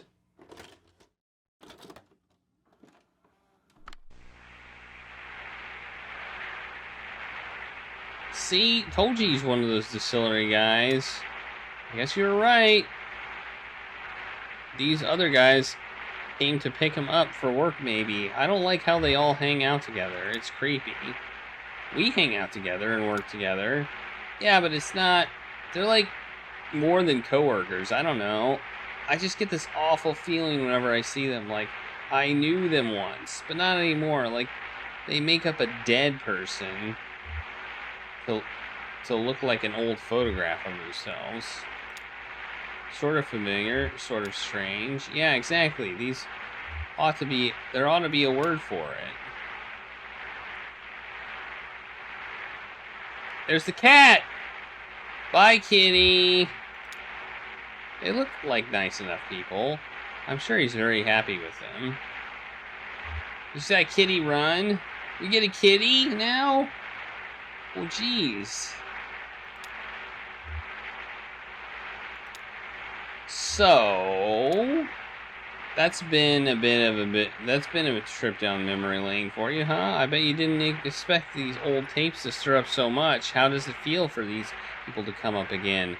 Weaver Marquez and Wise Will, I mean, and what was your boyfriend's name? That one who died in college? Charlie. Oh, of course it was Charlie. Yeah, it's a bit of a bittersweet experience, actually. Like, looking at photographs of people who died or moved away. People that are gone. Gone, but not forgotten. No, not forgotten, you're right. We have a cat now? We have a cat and a dog? A dog named Homer and a cat named... Well, we don't know the name of it. We don't... Did we have a name? What was the cat's name? Did they name the cat?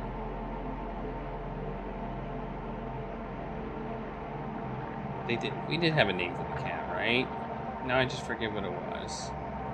Look at those easels and tables on the beach over there. They call it an open-air gallery, or probably something more upscale like alfresco galleria. They say it's a popular design in foreign cities like Paris and New York.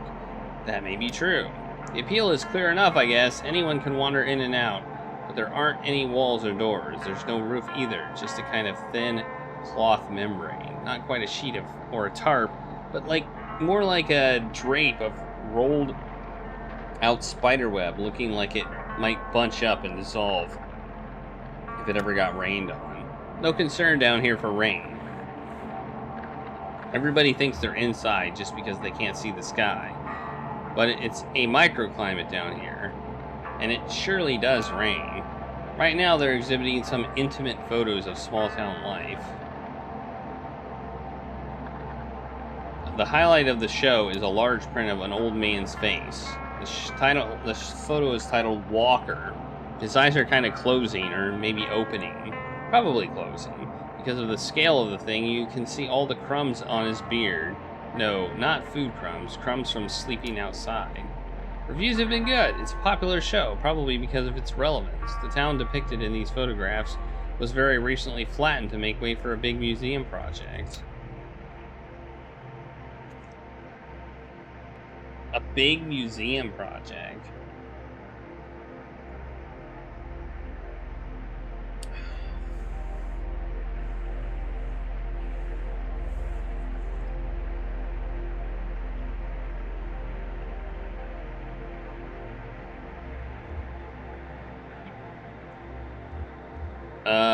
I took a nap. No matter what we do, we get a scene. Act 4, Scene 6. The Mucky Mammoth.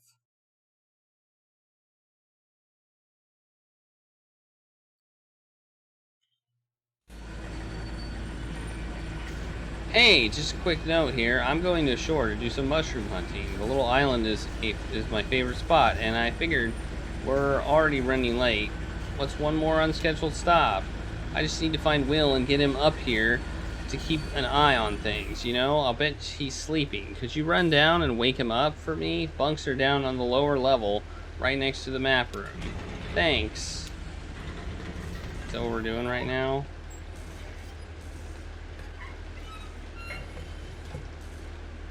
What's this button?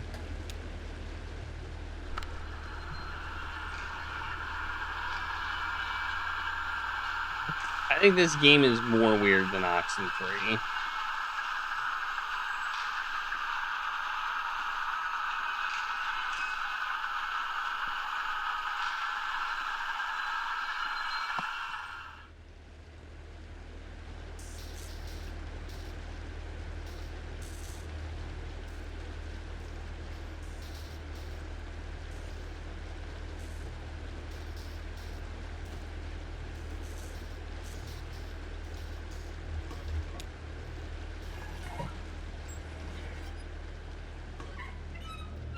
I don't remember how weird Oxenfree was.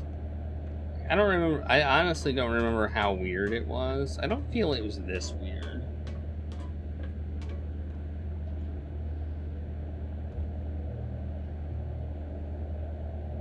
Okay, that is, Johnny and, Junebug, right? That's who that is. There's the cat. There's the cat right over there. There's the cat.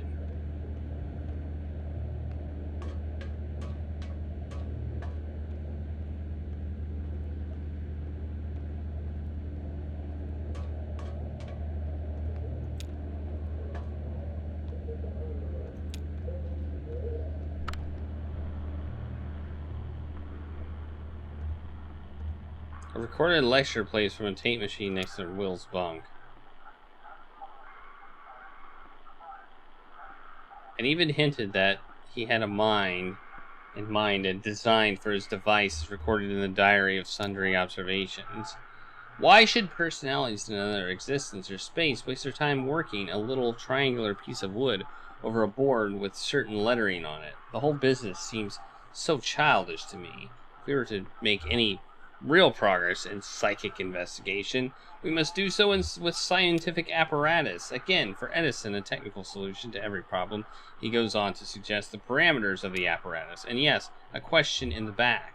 James? Yes, This idea of personalities lingering after death does appear to be in conflict with Edison's theories about what he called life units, the subatomic entities that animate matter and then scatter to other configurations when a person passes on. But given Edison's emphasis on memory and cognition, and remember, we're talking about the inventor of the phonograph and his colorful description of the swarm of interchangeable drone-like. Edison even uses the word proletarian life units animating the human mind. His theory naturally postulates that any individual life unit possesses on its own some fragment of memory.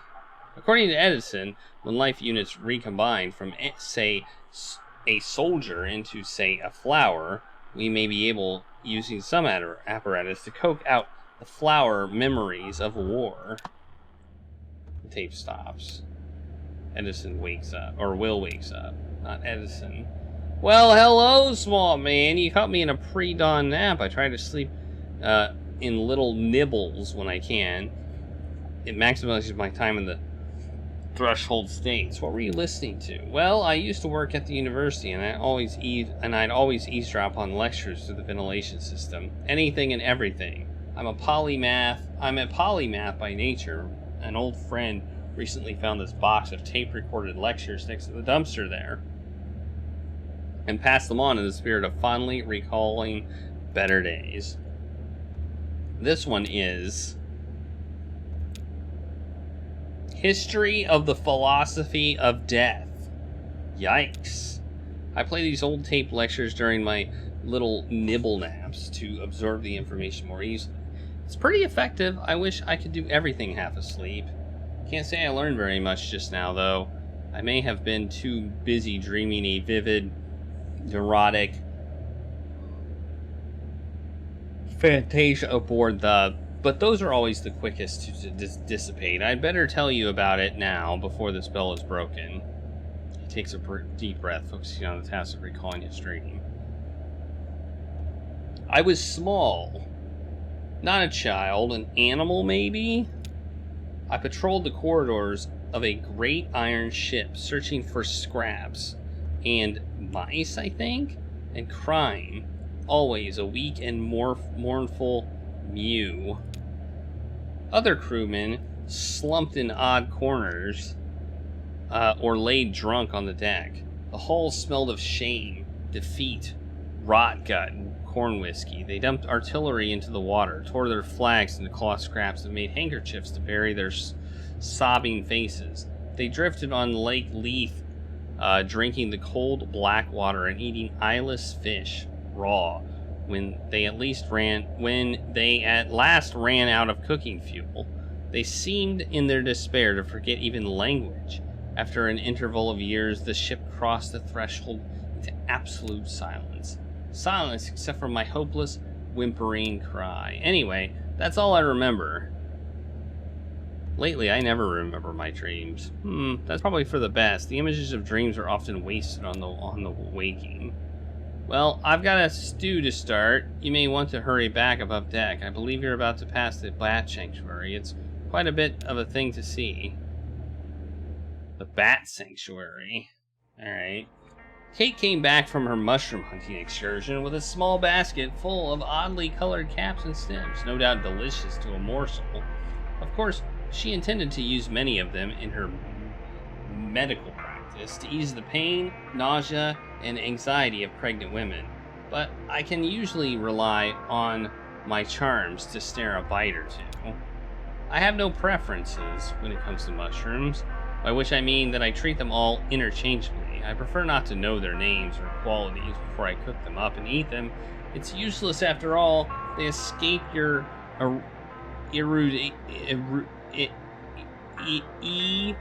erudition, as the fellas say. What the heck does that mean? Do the fellas say that? I've never heard any fellas say that.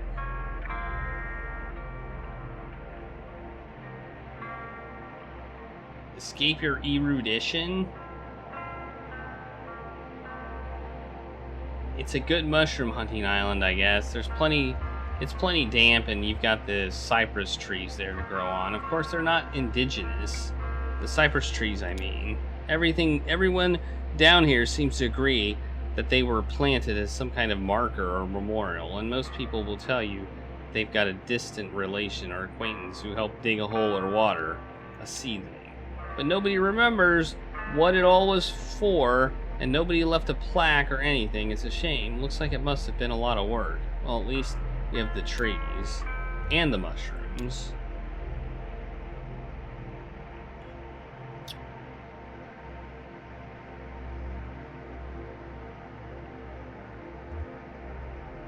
Shannon and her friends set out on a dinghy to deliver a package to the telephone exchange. We definitely want to do that. I feel like that's something we want to do. Which leads us to Scene 4, Act 4, Scene 7, Echo River Central Exchange.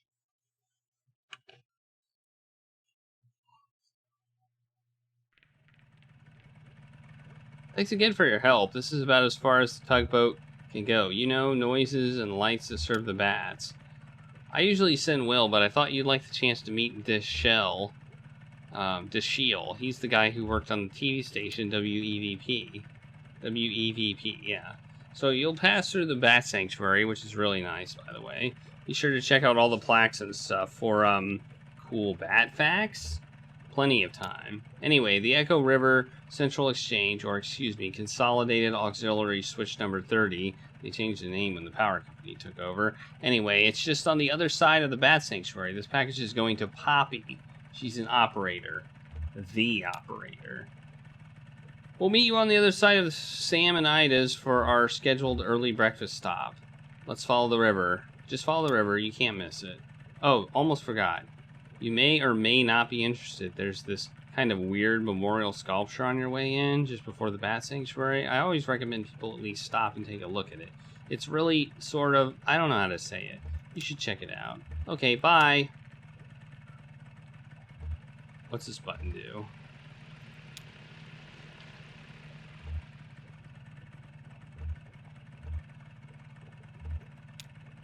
Oh, it turns our light off.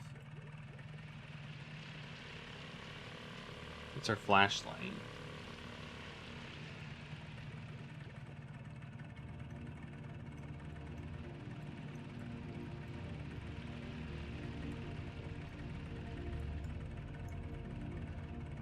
What is happening right now?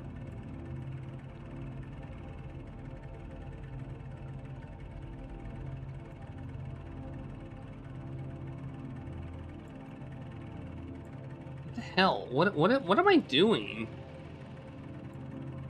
I'm confused. I'm very confused. I don't know how I'm controlling this.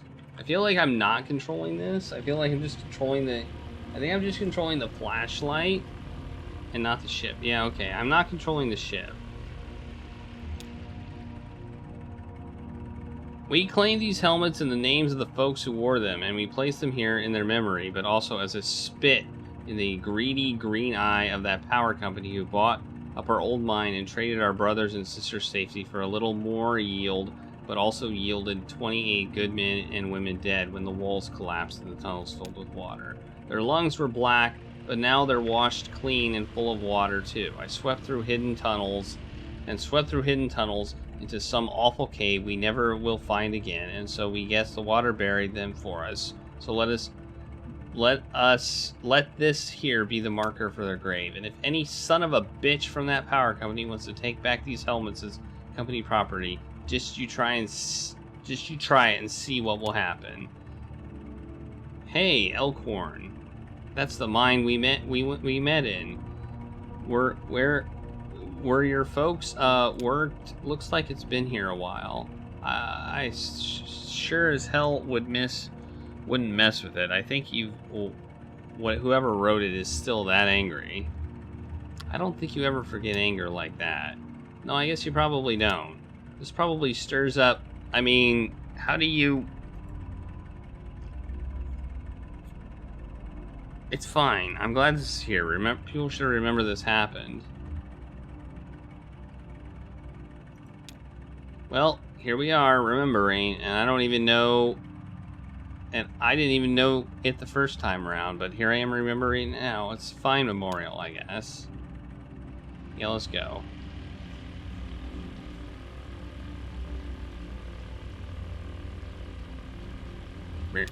Turn the lights off. It's pretty dark. It's pretty dark. Ooh. Oh, who are these people?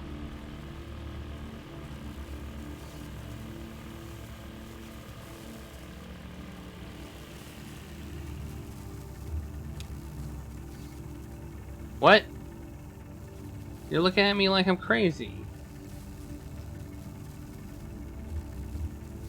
Just sometimes I forget I don't even know you that well. Are you feeling okay? Oh, sure, it doesn't hurt anymore, my leg. It's just kind of numb. Like, it's not there. My shoulder, too, actually. That's an old one, though, from an accident. I'm lucky I just had some nerve damage there. It probably should have been a lot worse. You know, those guys from the distillery are just making the best of a bad situation. Just like the rest of us. Hey, one of them said to me earlier they could even help me take care of these medical bills for my leg, you know. Get it all together on a plan, consolidated. What? When did you talk to them about that? Oh, they're around. They're pretty much everywhere. You look, on this river. You really haven't noticed? Anyway, I have a feeling that it'll all work out. Even this delivery? Yeah, we're almost there, right? Hell, at this point, I bet we could just take off the parking brake and that truck would roll into 5 Dogwood Drive by itself. Listen, that old truck I've been driving belonged to my boss, Ira, Lisette's husband. To be honest, Ira didn't like me very much. But somehow Liz got it into her mind that he would have wanted me to have that truck someday. Maybe to make up for all the yelling he did, or maybe so his ghost could hold it over me. Just one more thing to feel like I owed him for. Anyway, they got their own trucks at the distillery, and now that the antique shop is closing up, I've got no use for that old truck. I was thinking you could take it. Sure, I could keep an eye on it until you get things straightened out. Sure, okay, sounds good. Free truck! Yeah!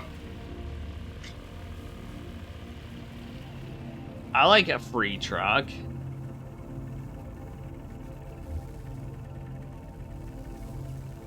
Who's driving this boat?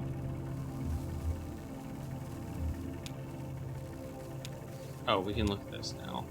It says, visitors to the Echo River nomadic brown bat artificial hibernaculum and sanctuary are asked to take extra precautions in order to prevent the introduction of foreign fungal contaminants and the spread of white nose syndrome. Please do not visit the sanctuary during the same day in which you visited any cave known or suspected to host bats infected with white nose syndrome. Please do not leave your vehicle.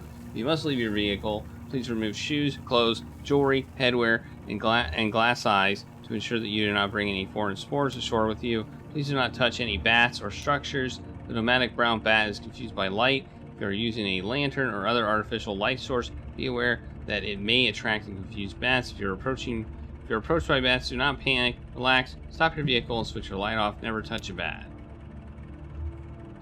Okay, if we're approached by bats, turn our light off. So that means we're probably going to be approached by bats, right? Hey, bats. How's it going? How are you doing, bats? I hope you're doing well.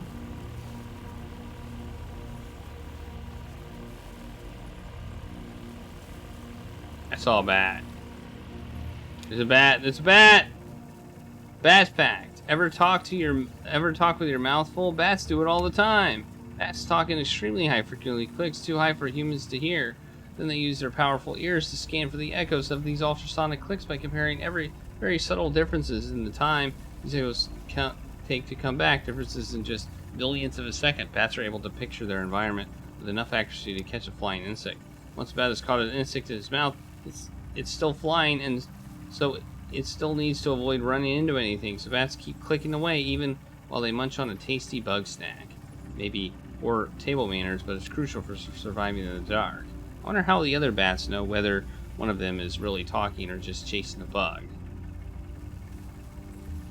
I think when they're actually communicating, it sounds more like singing. I'd like to hear that. Bat facts. Your daily dose of bat facts. Get your daily dose of bat facts right here. Here's another bat fact. Whoa! Here's another bat. Oh man! Oh man! Did I miss it? Oh no, there it is. Bat fact number 2. Bat fact: the nomadic brown bat's natural diet normally consists of moths and other small insects that breed along the river. Here at the artificial hibernaculum and sanctuary, we use a combination of chemical snares and ultrasonic wards to repel all potential contaminant-bearing insects and replace them with our own locally bred and spawned hyperallergenic antiseptic pseudomoths, which we call little gray nothing moth. You may be thinking that the other moths and insects in nomadic brown bat would have been eating are very much relieved at their natural predator has found another food source. Not so! We've installed netting and highly effective moth traps along the river where the nomadic brown bat normally hunts to balance their escape from the food chain. But eating moths isn't the only systematic contribution these bats make. They also produce a potent fertilizer in the form of guano that helps plant life thrive along the Echo River and shore of Lake Leith. In order to minimize the sanctuary's impact on subterranean agriculture, we collect the precious guano here at the hibernaculum and manually distribute throughout the cave. It's a full-time job. Sounds like a lot of work. They eat fake moths. Yeah, reading. Hypoallergenic antiseptic pseudomoths. Well, a lot of people eat fake food, right? Food taken apart and then put back together so it tastes like something they remember eating before, even if they never really did. Right. It's reassuring to know that someone's taking care of everything for these little bats. Yeah, who's gonna build the people hibernaculum? Maybe we'll build it ourselves. Maybe we already have. Like the folks in mine.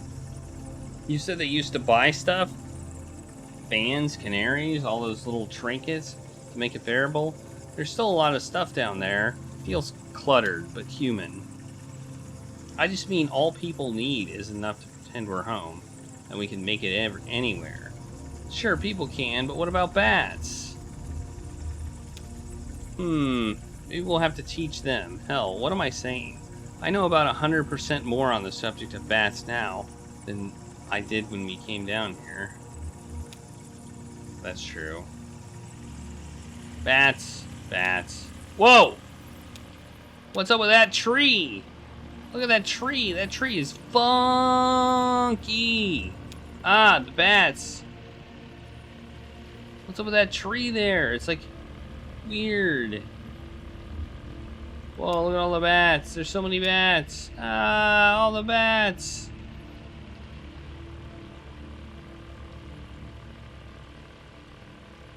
You know, bats are mammals.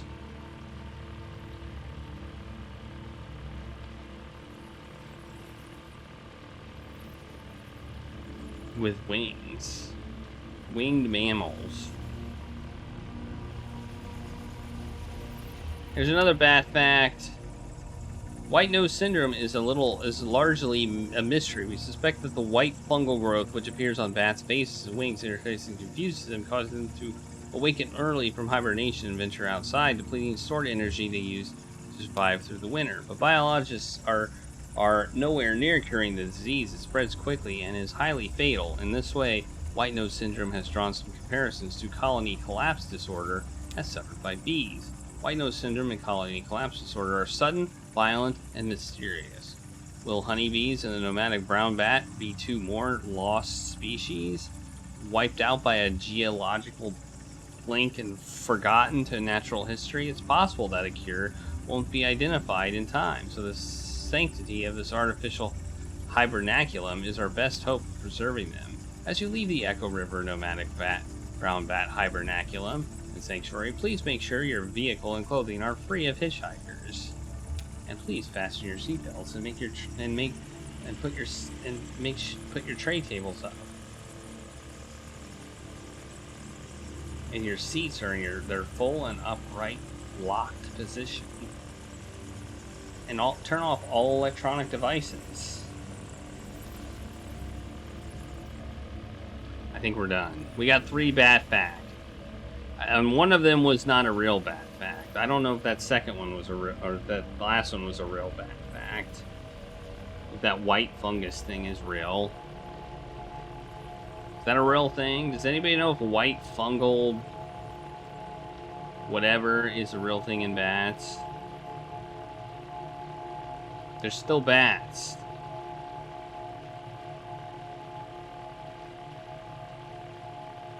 There's still bats. Oh, we're outside, I think. And there's bats out here too, apparently. Wait, this isn't outside. You're Batman? Are you, though?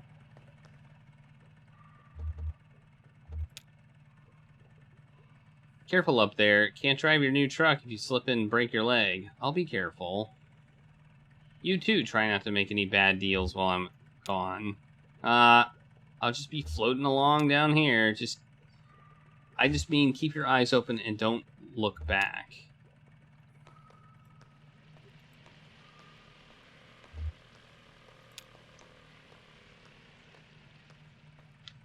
Dashiel, softly. Could be bypassed with another capacitor, 100 nanofards to reduce noise. Are you Dashiel Morris? Him? I mean me? Yes, I'm him. Sorry, I've been hacking on this thing all night, and my thoughts are starting to come in alternating currents. We don't install these types of phones for customers anymore, but there are quite a few of them still in circulation. Anyway, the new system doesn't source enough current to ring these old bells, so I'm trying to come up with a workaround. Maybe a little box the customer could attach right before the wall jack. I'm a bit of a circuit geek myself. I bet. I mean, you seem very comfortable with electronics. This your first time down here? Yeah, I can tell your eyes can't quite adjust to the light. Takes some patience. Believe it or not, I've been coming here since I was a kid for one reason or the next. Back then, this place was a train station. It's true. They had bats then, too, but they were considered a nuisance. A train station? What happened to it? Well, the river shifted, and this place slowly filled with water, carrying the trains away with the current. It does that, the river. And I don't begrudge it. It's a good reminder that everything we have is borrowed, even trains. Eventually, someone at the Bureau of Reclaimed Spaces heard this place was still empty, so they moved the phone company in here and returned here as a young lineman, a skill I picked up in wartime, running telephone wires behind enemy lines. We used trees instead of poles. I missed that, actually. They were easier to climb.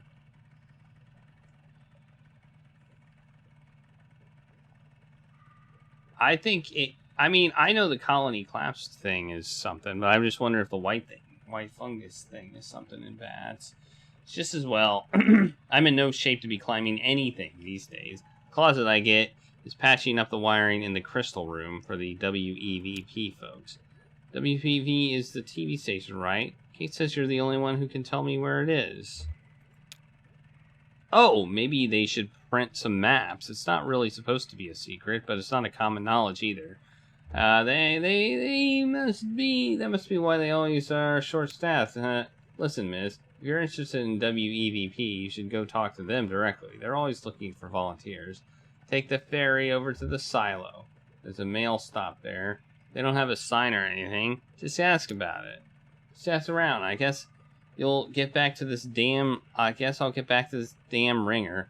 Poppy's got a few further down if you're dropping off that package. Nice chatting with you. Alright, I guess we're done there. Okay. What's this plaque say? Flora, oh, hi, I remember you. What are you doing down here? I'm just exploring. I like dark underground places. I'm a romantic. Really? What does that mean to you? It just means I like poems and rivers and mysteries. Okay, bye. Let's look at this plaque.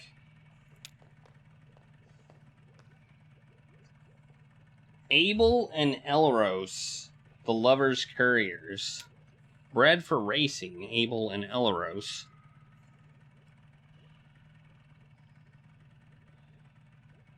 It's Eloise. Eloise spent most of their lives as carrier pigeons in the employ of the Echo River Avian Post. They retired here after Abel was disfigured in an accident with a light aircraft. But old habits were hard to die, and Abel and Eloise would pick up scraps of paper from the ground, trash, even pull them out of pockets, and deliver them to other people nearby, to delight or embarrassment. Word spread, and travelers passing through this tunnel began to come prepared with love letters, poems, and other written desires to pass along indirectly through these pigeons. After a hard day's work, Abel and Eloise would always be found nestled closely together in a disused newspaper stand set aside for their habitation, and that's where we left them.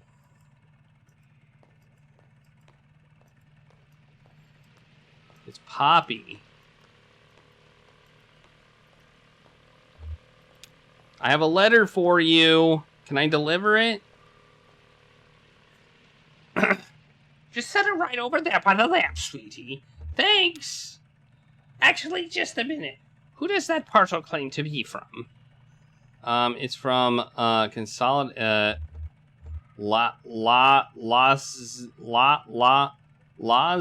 Electronics. Oh, it must be my new patch cables. And not a minute too soon. There's one here hanging by a fiber. So, who are you? Do you work for the post office or the tugboat? I only ask because I haven't seen you before. Was that you I heard chatting down the hall? Yeah, I just met Deshiel. He's been working on that obsolete ringer, hasn't he? Poor Deshiel. You know, he's not really... has let go a while back. He was let go a while back. A long while, actually. When they started restructuring, he was one of the first to go. But he talked them into letting him come every day and fiddle with the interminable project. He says it's to keep a long gap from growing his resume, but I think he just has nothing better to do. One of these old men who needs to work, you know? Doesn't know how to be any other way. Well, there are no real jobs here, but there are fake jobs, I guess. It wasn't always like this. When I came to work at the Echo River Central Exchange, there were 12 of us. Loretta, Edna, Meg, Kara, Marie, Louise, or Lois, Liz, Hester, Angie, Wilma, Connie. I was number 12. Connie and I were hired on the same day, but she showed up early. Marie finished college, and Hester was fired for snapping at a root collar, but he had it coming, and I hear she did just fine on her own, so they hired Beryl, Jaina, and Sachiko,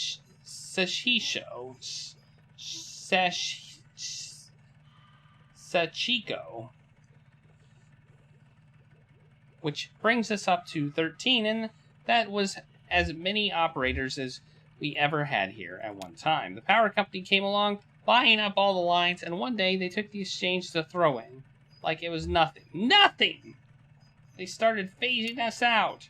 Edna, Meg, Kara, and Lois left one Friday evening, and we were asked not to come back on Monday, and were asked not to come back on Monday morning. Beryl saw the writing on the wall and quickly found employment in a private PBX. And Jaina and Liz stopped rounding calls and write up some of the best practices documents instead. It was their final task as exchange employees.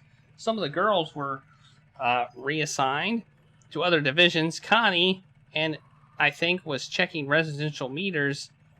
Sachiko and Wilma were moved into energy sales, cold calling businesses to see if they need to upgrade their electricity plan. At least they were still on the phone. Then it was just Loretta, Angie, and me. We were swamped. The hours were hell, and hard on the throat, voiced with a smile. Became a croak. I was gargling warm salt water in the break room, sipping from a thermos full of hot honey broth stashed under my chair. Oh, and I brought a lot of extended technique to the switchboard in those days. Oh my god. Oh my god. What the heck? You must not talk to people.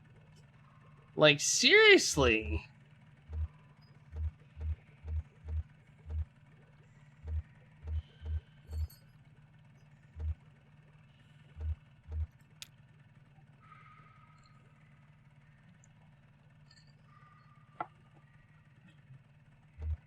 Extended switchboard technique. It was all about timing your breath. Some girls got lighthearted doing too many calls in a row. With that upbeat dynamic inflection, they made us keep everything intelligible. It was very physical. So after a few months, it was just me. A new automation strategy was announced, and this place was rechristened. Consolidated Auxiliary Switch number 30. Are you lonely? Sure, this place feels different when it's empty, cold to the touch. And you know, it really was about touch here. Sound is a vibration. Touch you feel in your ear. So my voice is my touch. When we're talking, we're touchy, even on the phone. That's an electronic touch, an intimate little shock that makes your tiny hairs tremble. But that's not even what I mean when I say it's all about touch here. When the power company first tried automating this whole exchange with fancy new transistor arrays, the switchboard caught fire. It was just too much, too fast, so they tried using clunky old mechanical relays, but then the calls were getting mismatched and out of sync, and it was a nightmare. Oh my god! I would like to... This puts you to sleep. This is like sleep-inducing stuff here. Their technicians determined that the phone system down here had been designed ad hoc over decades about a specific tempo of its human operators, so short of replacing the whole thing, not to mention all the wiring, they'd have to work out an exact timing of every single human gesture that goes into routing a phone call. And that, officially, is my role here. I run the switchboard for the whole exchange. Once the work of 12, I'd like to remind you, they have had some machine somewhere that tracks how long it takes me to do each little thing. The caller never hears my voice now. They dial a little indicator, my little indicator light switches on and makes the connection. Need some it's just like, what am I listening to here? How is this relevant to the story? Like, I mean, I guess maybe it's background information to explain what the power company's doing, but god damn, that was just a ton of text. Do you miss talking to callers? You know, there's something that bothers me about the process, besides the fact that I'm training my replacement who isn't even human. Here's what I mean. How long do you think it should take to time my every move and recreate the timing in an automated rough estimate? At least a month. That's what I said. But this has been going on over a year, and a very dark thought has started to nag at me. What if there was no cheap machine that's going to replace me? What if it's cheaper just to keep me here, filling in for the rhythm of the operators? What if I'm the cheap machine? Why don't you just quit? I'm in this economy? No, you're probably right. Working in silence for peanut shells. Waiting to be replaced by a robot. It doesn't sound very dignified, does it? The reality is that I'm going to be working here for my whole adult life. I came here as a girl, and I'll leave as a middle-aged woman. I don't know if I'm ready to be here yet. I sound like the shield, huh? Oh, the parcel. Right. Over there by the lamp is fine. Thanks for dropping that off. Take care. Think of me when you dial 0.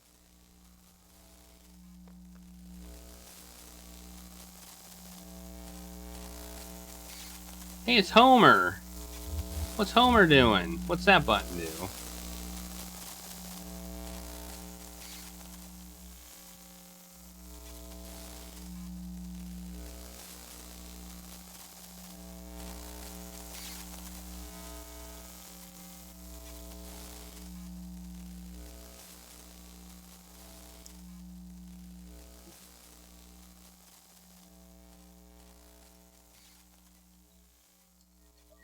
Man, I was thirsty.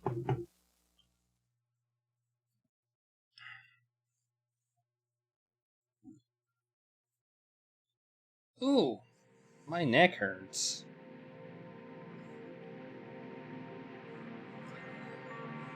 Oh man, this is so much text. Oh, this is so much. This is so much to read. This brings me back to Disco Elysium when we were just reading and reading and reading and reading. It was just like, what is this dialogue? I feel like we're back. Somebody went like out of their way to create some dialogue for this game. Like, I feel like maybe when we're done, we'll be like, holy crap, I want to go back and play this game again and listen to the dialogue again and see if I pick anything up. Maybe. I don't know. She returned to the dinghy alone. She had a strong and sudden urge to shut off the motor and let the current take her, but she couldn't work out where that impulse came from. She did her best to resist it.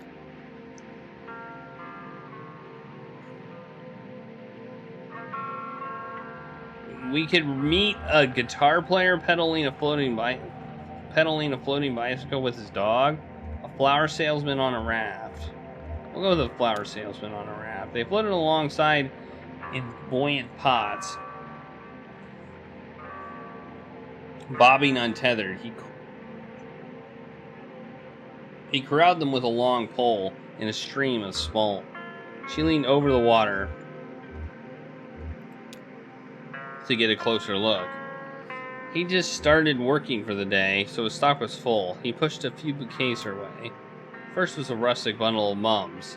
He suggested it would make an appropriate apology bouquet. Next, a simple mixture of snapdragons made to look wild. She thought it looked eager, and he agreed. Finally, a rustic mass of blue-petaled flowers of many different types. He said it was for a particular kind of person. If it didn't remind her of anyone in specific, she'd better move on. He drifted away with the current, pushing his flowers along with the raft. Well, apparently we're gonna pick all of these. She met a guitar player pedaling a floating bicycle with his dog in tow. He had that... He said they took turns. The water was cold, and the floating bicycle, while technically marvelous, wasn't quite buoyant enough for both of them. Swimming is hard work, the hardest work that dog had ever done, he expected. They'd been traveling this way for most of the night, struggling through icy water, stopping to recover when they could find a rock large enough to start a small campfire. He had his belongings stuffed into a weathered guitar case at the end of a thin rope. It floated pretty well, so he only had to keep an eye on it and occasionally free it from a rock or some driftwood it was caught on. She asked if he had a guitar in his case or just clothes. He would have played or something, but the case leaked a bit, and he didn't think it would sound right until he had time to dry it out. All right, we met a painter of shipwrecks. He never worked from photographs, so his paintings would be divided into two categories. There were ones that painted from life, and the Echo River was a very good source for these because its currents were so unpredictable and the tunnels so dark. He rendered these in oil paints by lamplight, working for hours cross-legged on the porch of his houseboat/studio. Then there were the ones he painted from memory. Mostly the memory of a single shipwreck he encountered as a much younger man, picking up litter where the coastal highway cleaves to the rocky beaches of North California.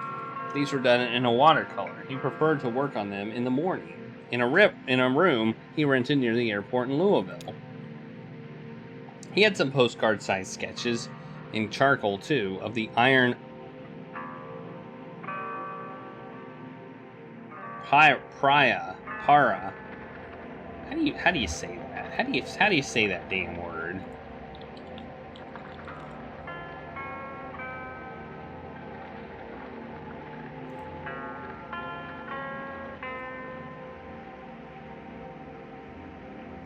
Pariah. Pariah. Pariah. There you go. Pariah. The Iron Pariah. Pariah. I guess it's read just like you say it. I thought one of these letters were silent. Like usually when you have an H at the end, it's usually silent. But it wasn't a wreck exactly, but it felt right. He tried to scribble down every time he encountered one, though it was so unpredictable. He was so focused on details. He usually just ended with a handful of inscrutable marks. She gave in, shut off the motor, and floated for a while. Then she knew it. Then she knew what she'd been craving: a moment of silence.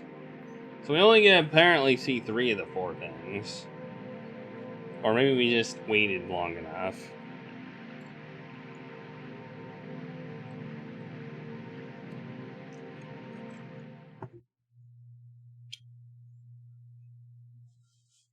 Act 4, Scene 8. Sam and Ida's. Sam and Ida's.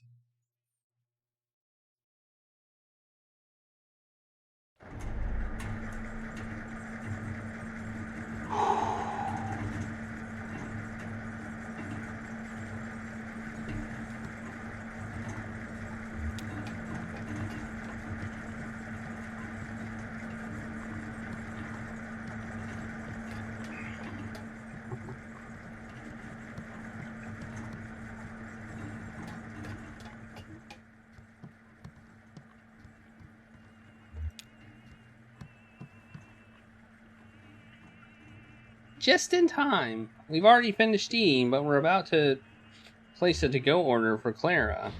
She's back on board, getting ready for her show. Take a look at the menu. I'm sure there's something you'll like. Ida is a bit of a local celebrity for her cooking, I mean. Hey, Ezra, I was just thinking about you. Ezra was just asking about you. She's around the corner playing a video game. Maybe go let him know you two are back. Or where's the old man anyway? It's a claw machine. There's a claw machine. Who's that at the claw machine? Oh, it's Johnny. Oh, bad luck!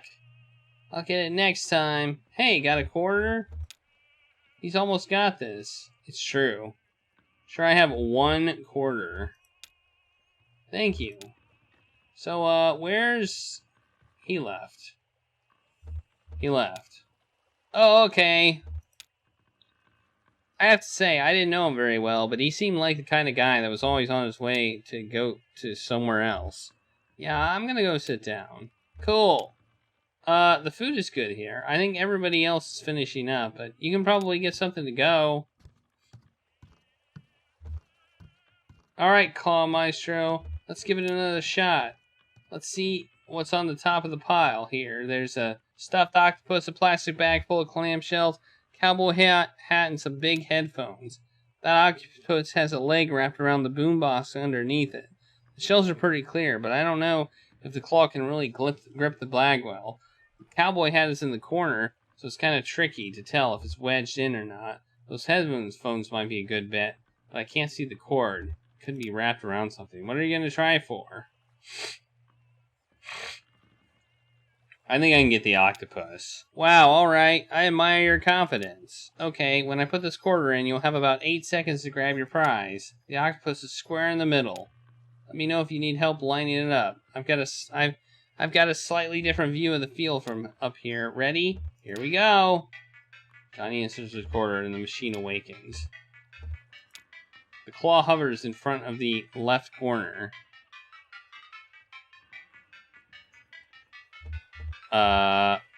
Okay. Push it up, I guess?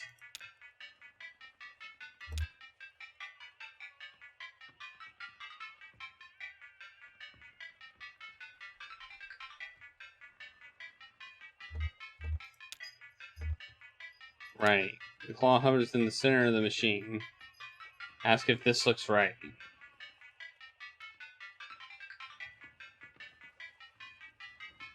Does this look right?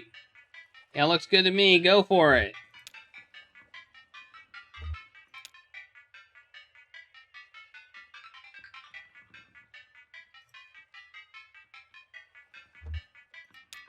The claw drops. It grabs the octopus. The octopus is attached too securely to the practice boombox beneath. It slips, recalls grasp. Ah, no good. I'm feeling that octopus was a little too comfortable in there. Hey, listen. It sounds like that old man you were following around, I guess he had to leave. Is he coming back?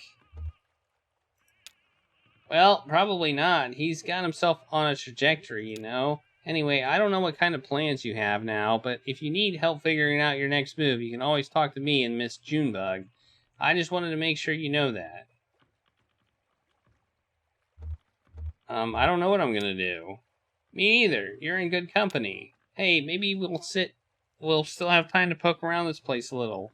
We have plenty of wild stuff in here.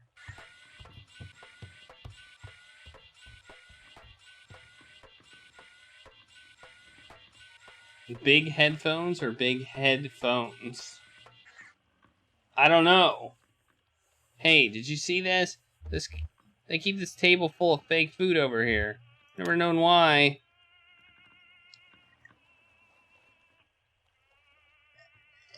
Actually, I think it might be real food coated with shellac or something preserved. Oh, and look, this tentacle-looking thing is half-eaten.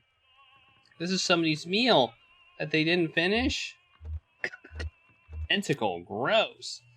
Man, I don't know. Some people really like that stuff. I had some fried calamari once at a gas station. It was pretty good, but I stripped a gear trying to chew the beak. They're supposed to take that out.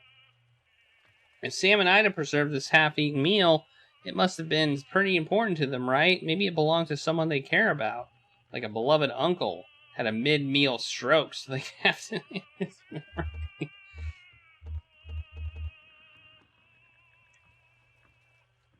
Yeah, like these sunflower seeds my folks left behind. Oh, I'm sure your folks are fine, though. Are you worried about them? Yes. It's weird that they just disappeared. Yes, it's weird that... Yeah, listen, that's okay to be worried. You're doing fine.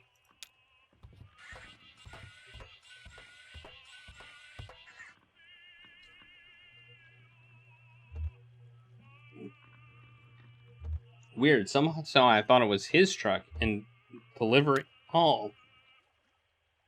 It was. That's what she's saying. He left it behind. But you're going to deliver it anyway? Why? He's my friend. He needs my help to finish his job. That's right. He's our friend too. Johnny and I will help you unload when we get there. Lift with your legs, Cricket. Yes, ma'am. So, how was everything? How was the sweet cave snail?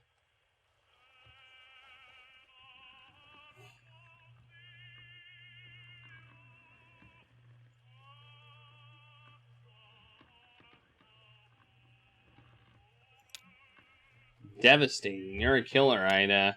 Well, I can't take all the credit. Sam came across a whole cave snail colony down there about a year ago, and we've been leaving rock candy for them and to gorge on since. We just started harvesting early this month. Yes, it's all about patience down here. Everything grows more slowly in the dark. There's a fish in Lake Leith that lives to 200 years, and its flavor profile only develops at about 75. You've got a pot of bones in there. It's been stewing for at least a week. I don't even remember why I put them on. Come to think of it, I don't even remember what kind of bones they are. Oh, we need one for the road. Clara said she wanted, something primordial, she said. What does that mean?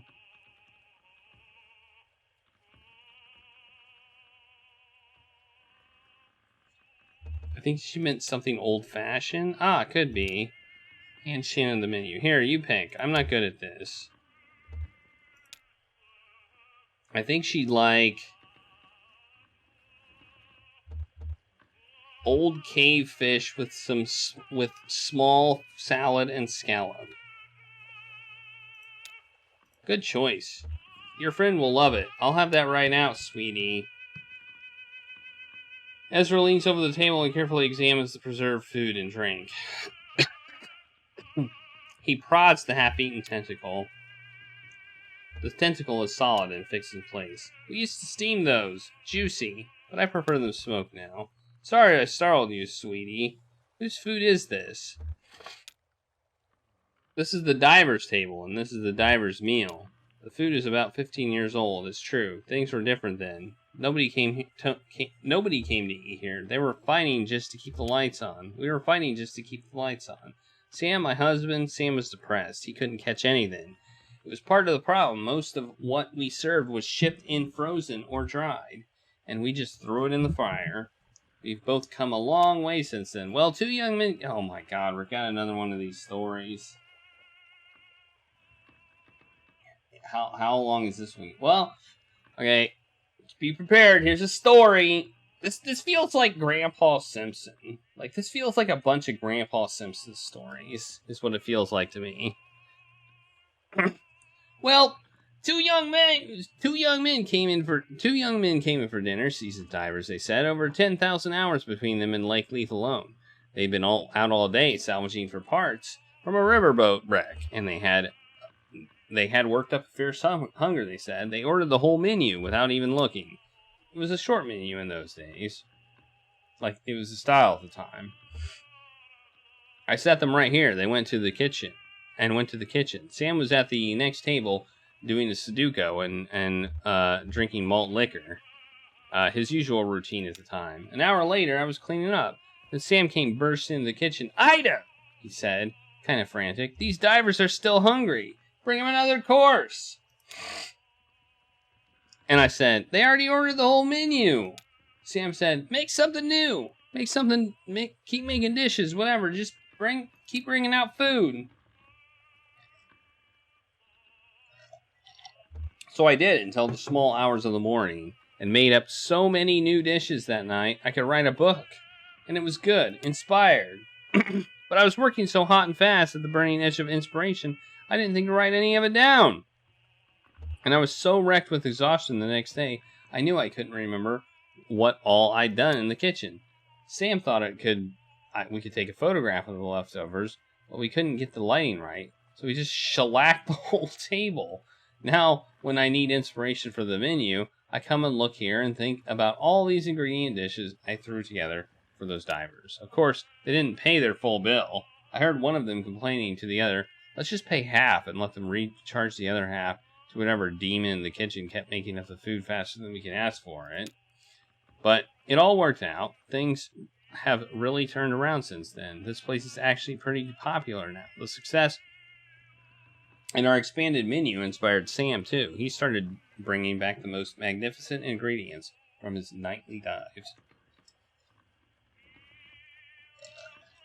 And he wore an onion on his belt, which was a style at the time. I better get to work. Stay right here, sweetie. I'll bring you a treat on my way back. Out.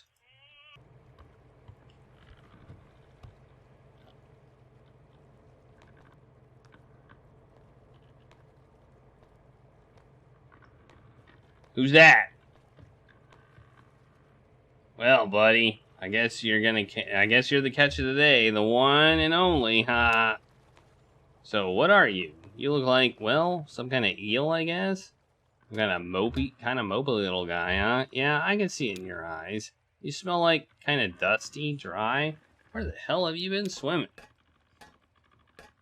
Skin feels like sandpaper, huh? Well, she'll figure something out. I think I'll call you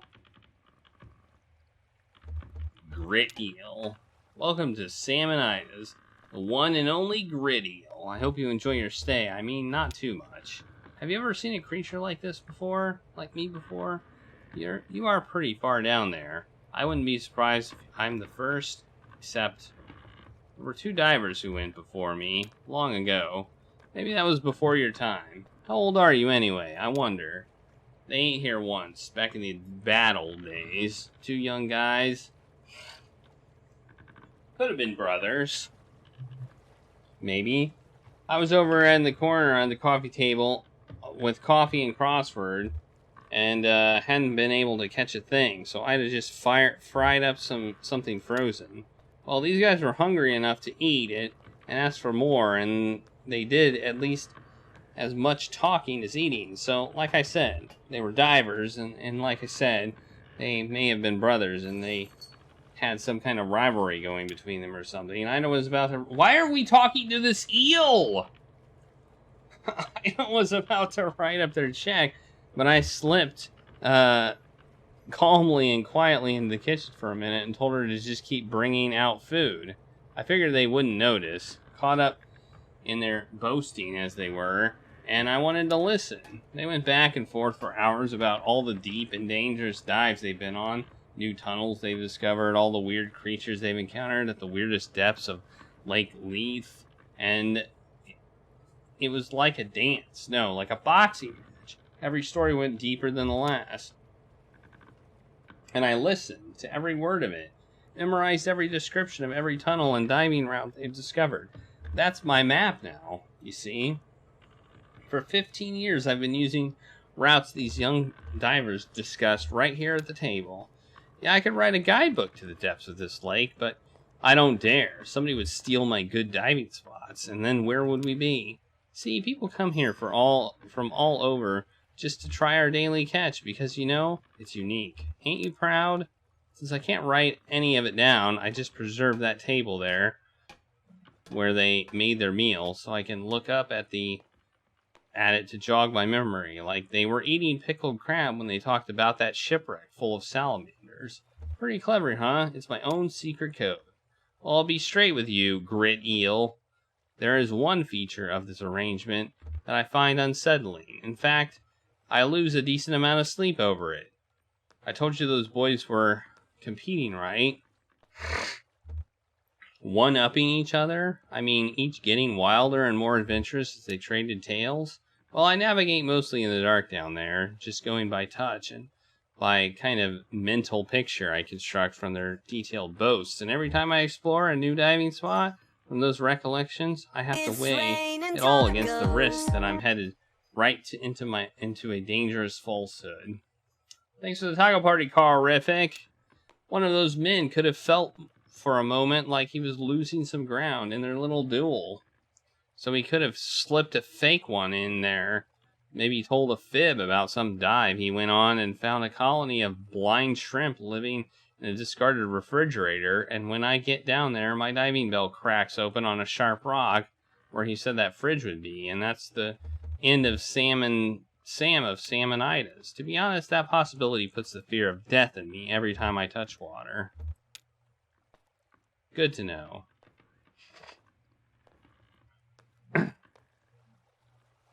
Hey Sam, good haul tonight?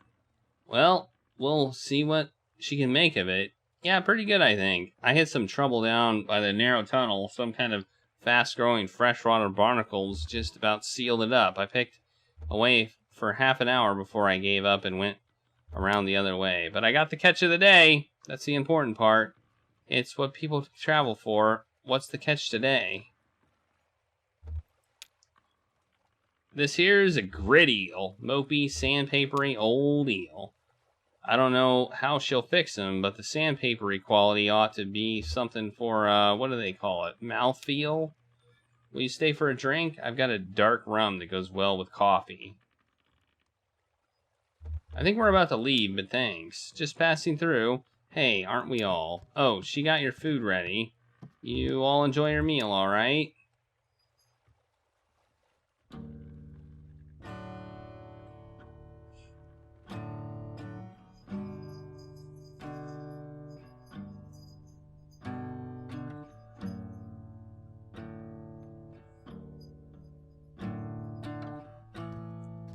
All right.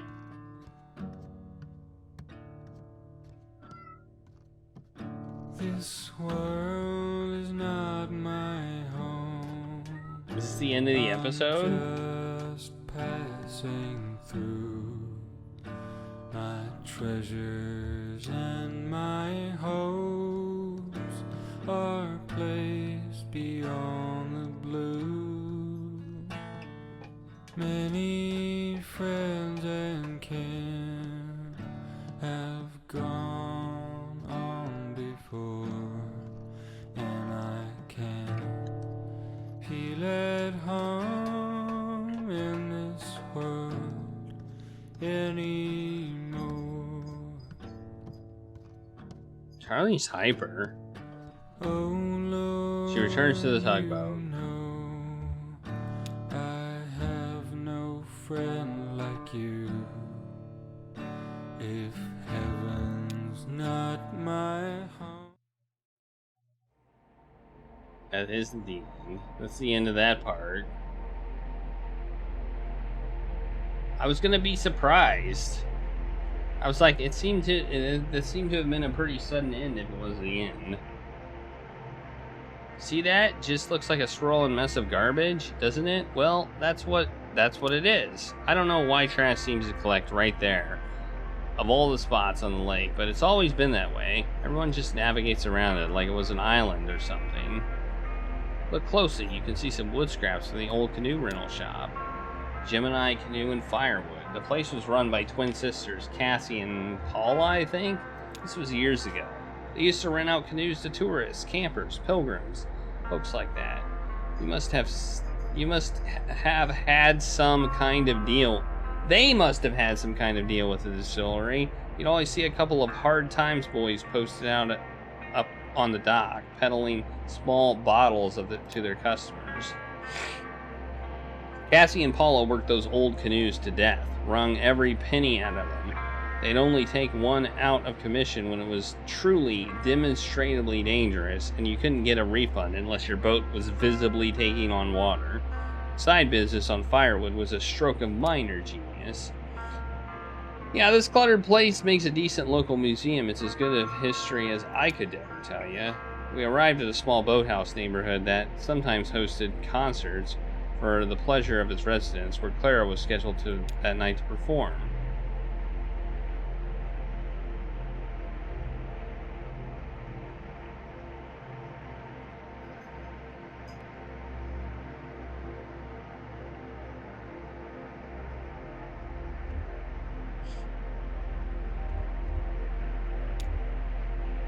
Junebug and Johnny watched a show in the dockyard with the others.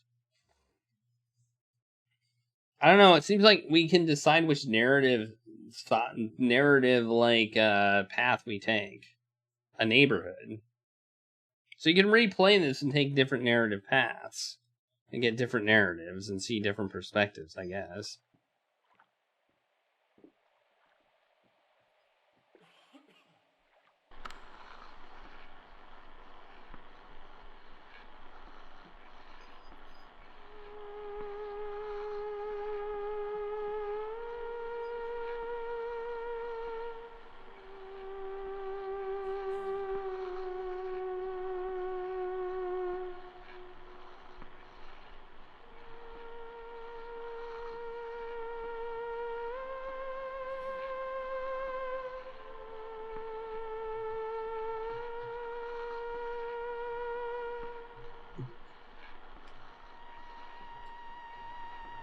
Oh! I remember this. I told you that... Yeah, you don't have to say it. Oh, only because it's always true. She played at the flower shop. Cyrano opened. It was, he was having trouble with his tape machine, so he just droned on the lap steel. He got really into it, and he went for, like, forever. Everyone was falling asleep. Not everyone. I remember the air was warm, perfumed. You were playing with some pedals down on the floor. I was looking at the ceiling. I remember the ceiling was glass.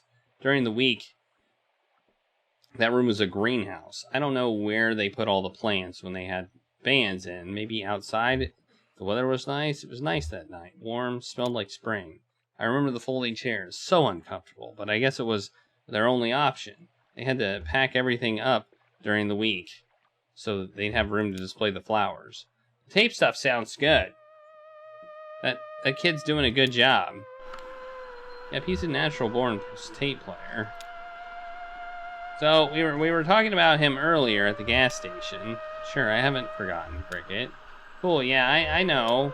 Anyway, what do you think about Ezra traveling with us for a while? We're in the back.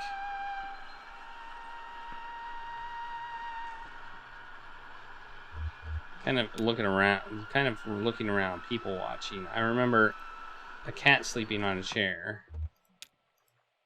She was a scrawny calico. We'd seen her there before. She must have lived there. I wonder if she preferred the peace and quiet of the daytime flower shop or the buzz of activity and ear-scratching strangers that came with nighttime concerts. Why do all the best music venues have live-in cats? Hi, everybody! Hi, Legion's Dr. Nick. Arcade! How's it going? Thanks for the raid! Welcome to Kentucky Route Zero. Probably one of, probably it's on the top 10 of weirdest games I've ever played. What were you up to? Playing some NES classics. Slick. Well, we're playing adventure games. Adventure games. We're playing this game called Kentucky Route Zero, where we're basically in this weird underground secret river in Kentucky, and there's also a secret underground highway in Kentucky. It's called the Zero. So it's really weird. I'm the taco of adventure. Exactly. I am playing. My goal is to play everything, every single PC graphical adventure game ever made. And this is number, well, it's number, what, 249 out of 4,446. So, you know, we're making our way through it.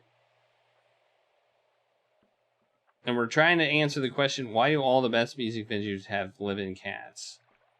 I would have been content just to sit in that folding chair and drift on Cyrano's lap steel sound waves, but you were feeling restless, so we went for a walk. Yeah, we just hit 4,444 today. I added 3 games today to the list.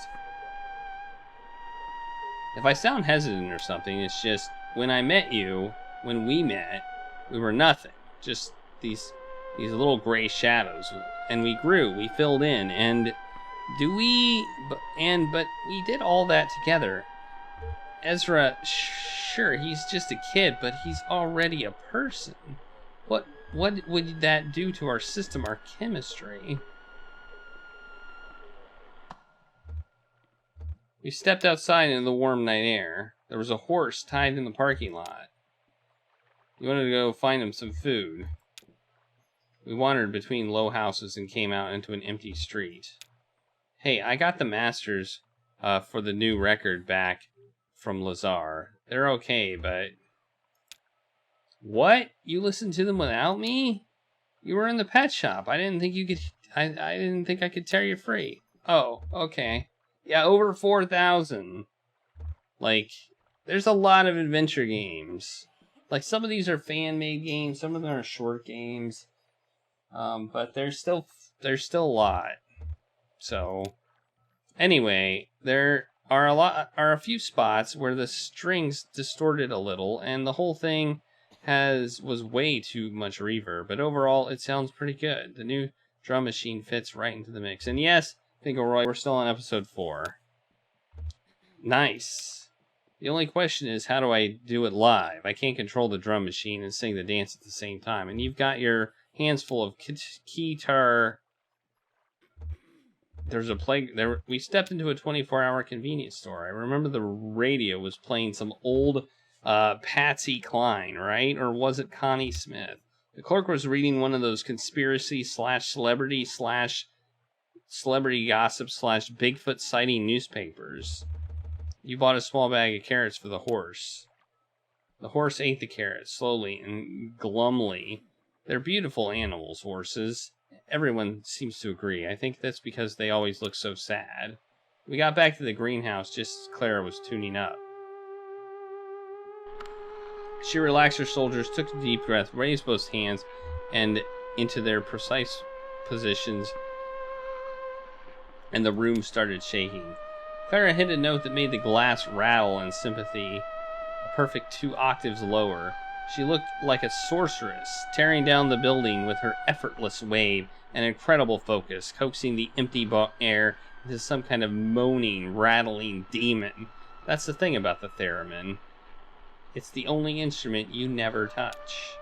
You can't see a wave of concern propagating through the greenhouse. People looking up at the trembling glass ceiling, looking at each other to see if anyone else was worried, trying to catch Clara's eye and discern if she was doing it on purpose or not, if she were really trying to bury us all in glass. So how do you think we'll swing that, playing the drum machine live? We'll figure something out. Maybe glue it to the back of your guitar. Oh yeah, or swap the buttons out for foot pedals, or put the drums on tape beforehand, like Cyrano does. Oh yeah, I guess we have a lot of options. Life is full of possibilities, Cricket. Yes, ma'am. It was a tense 5 minutes. We, the audience, alternated between fearing for our lives and lamenting hers that could have given her the kind of emotional experience to play this devastating song. Then slowly, gently, Clara's hands came to rest. The theremin went quiet. The glass stopped rattling, and the room relaxed, unharmed.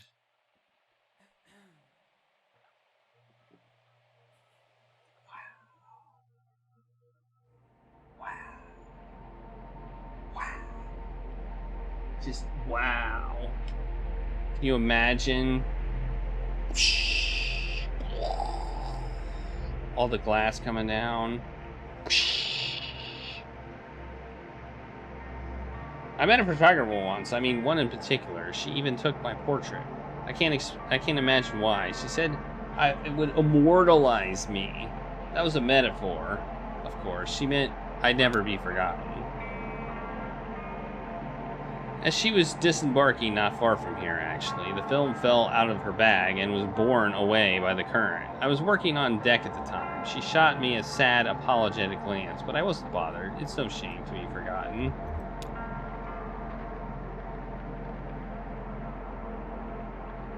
So, we're on a boat, if you didn't know. I think this might be the end of the episode right here. It looked like a ladder. Act 4, Scene 11. So this has 5 acts. Solo of Late Reflections, I think is what that said. It did say that. Hey, there's the truck. There's the truck. There it is. What's this place like, Dogwood Drive? Is it a small town? Or I really don't know. I got the manifest the old man had in his truck here. Lissette's Antiques. Mail order delivery. No return address. Shipping address 5 Dogwood Drive. Packing list. And then it's just numbers. I guess the inventory numbers of the antiques he was supposed to be delivering. Anyway, I'm glad you're coming with us. Yes, I'm always eager to see more of the country, and I enjoy the company. I will have to find a bus or train to get on to Nashville by evening. Well, they have buses everywhere, right? Or, hey, I could drive you to Nashville. Seems I have a truck now. Only, how are you going to get it up these stairs? It's quite a staircase. Is there another route? A tunnel or something? Is there something we could... Is there something we could do with rope? Is there no way to get the truck up the stair? Sure, I can think of a few things. Nothing that'll get that truck up the staircase, though. Looks like we're making the rest of this trip by foot. Is it safe to just leave the truck here?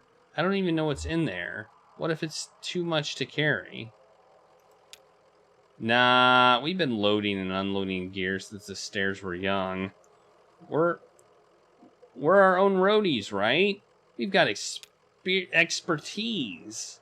All right, Cricket, let's get this delivery packed and tied into bundles. We're hiking it upstairs. What's in there? Antiques, I guess. Antiques. Yeah, antiques are... It's like junk, but people will pay for it. Oh. To Clara. Sorry, I guess you'll be taking the bus after all. It's okay. It will be an adventure. Was that a sign to stretch? Tired? Don't worry, lady. We're almost there. We're almost there. There's a boat. There's a spiral, like, staircase that looks... I don't know. That looks... I mean, I guess there's a... I guess there... It looks like there's handrails on it. It does look like there's handrails on it. It doesn't look too dangerous. I'm getting nervous now. End of Act 4. Okay, there it is. Alright, there we go. We're done with Act 4.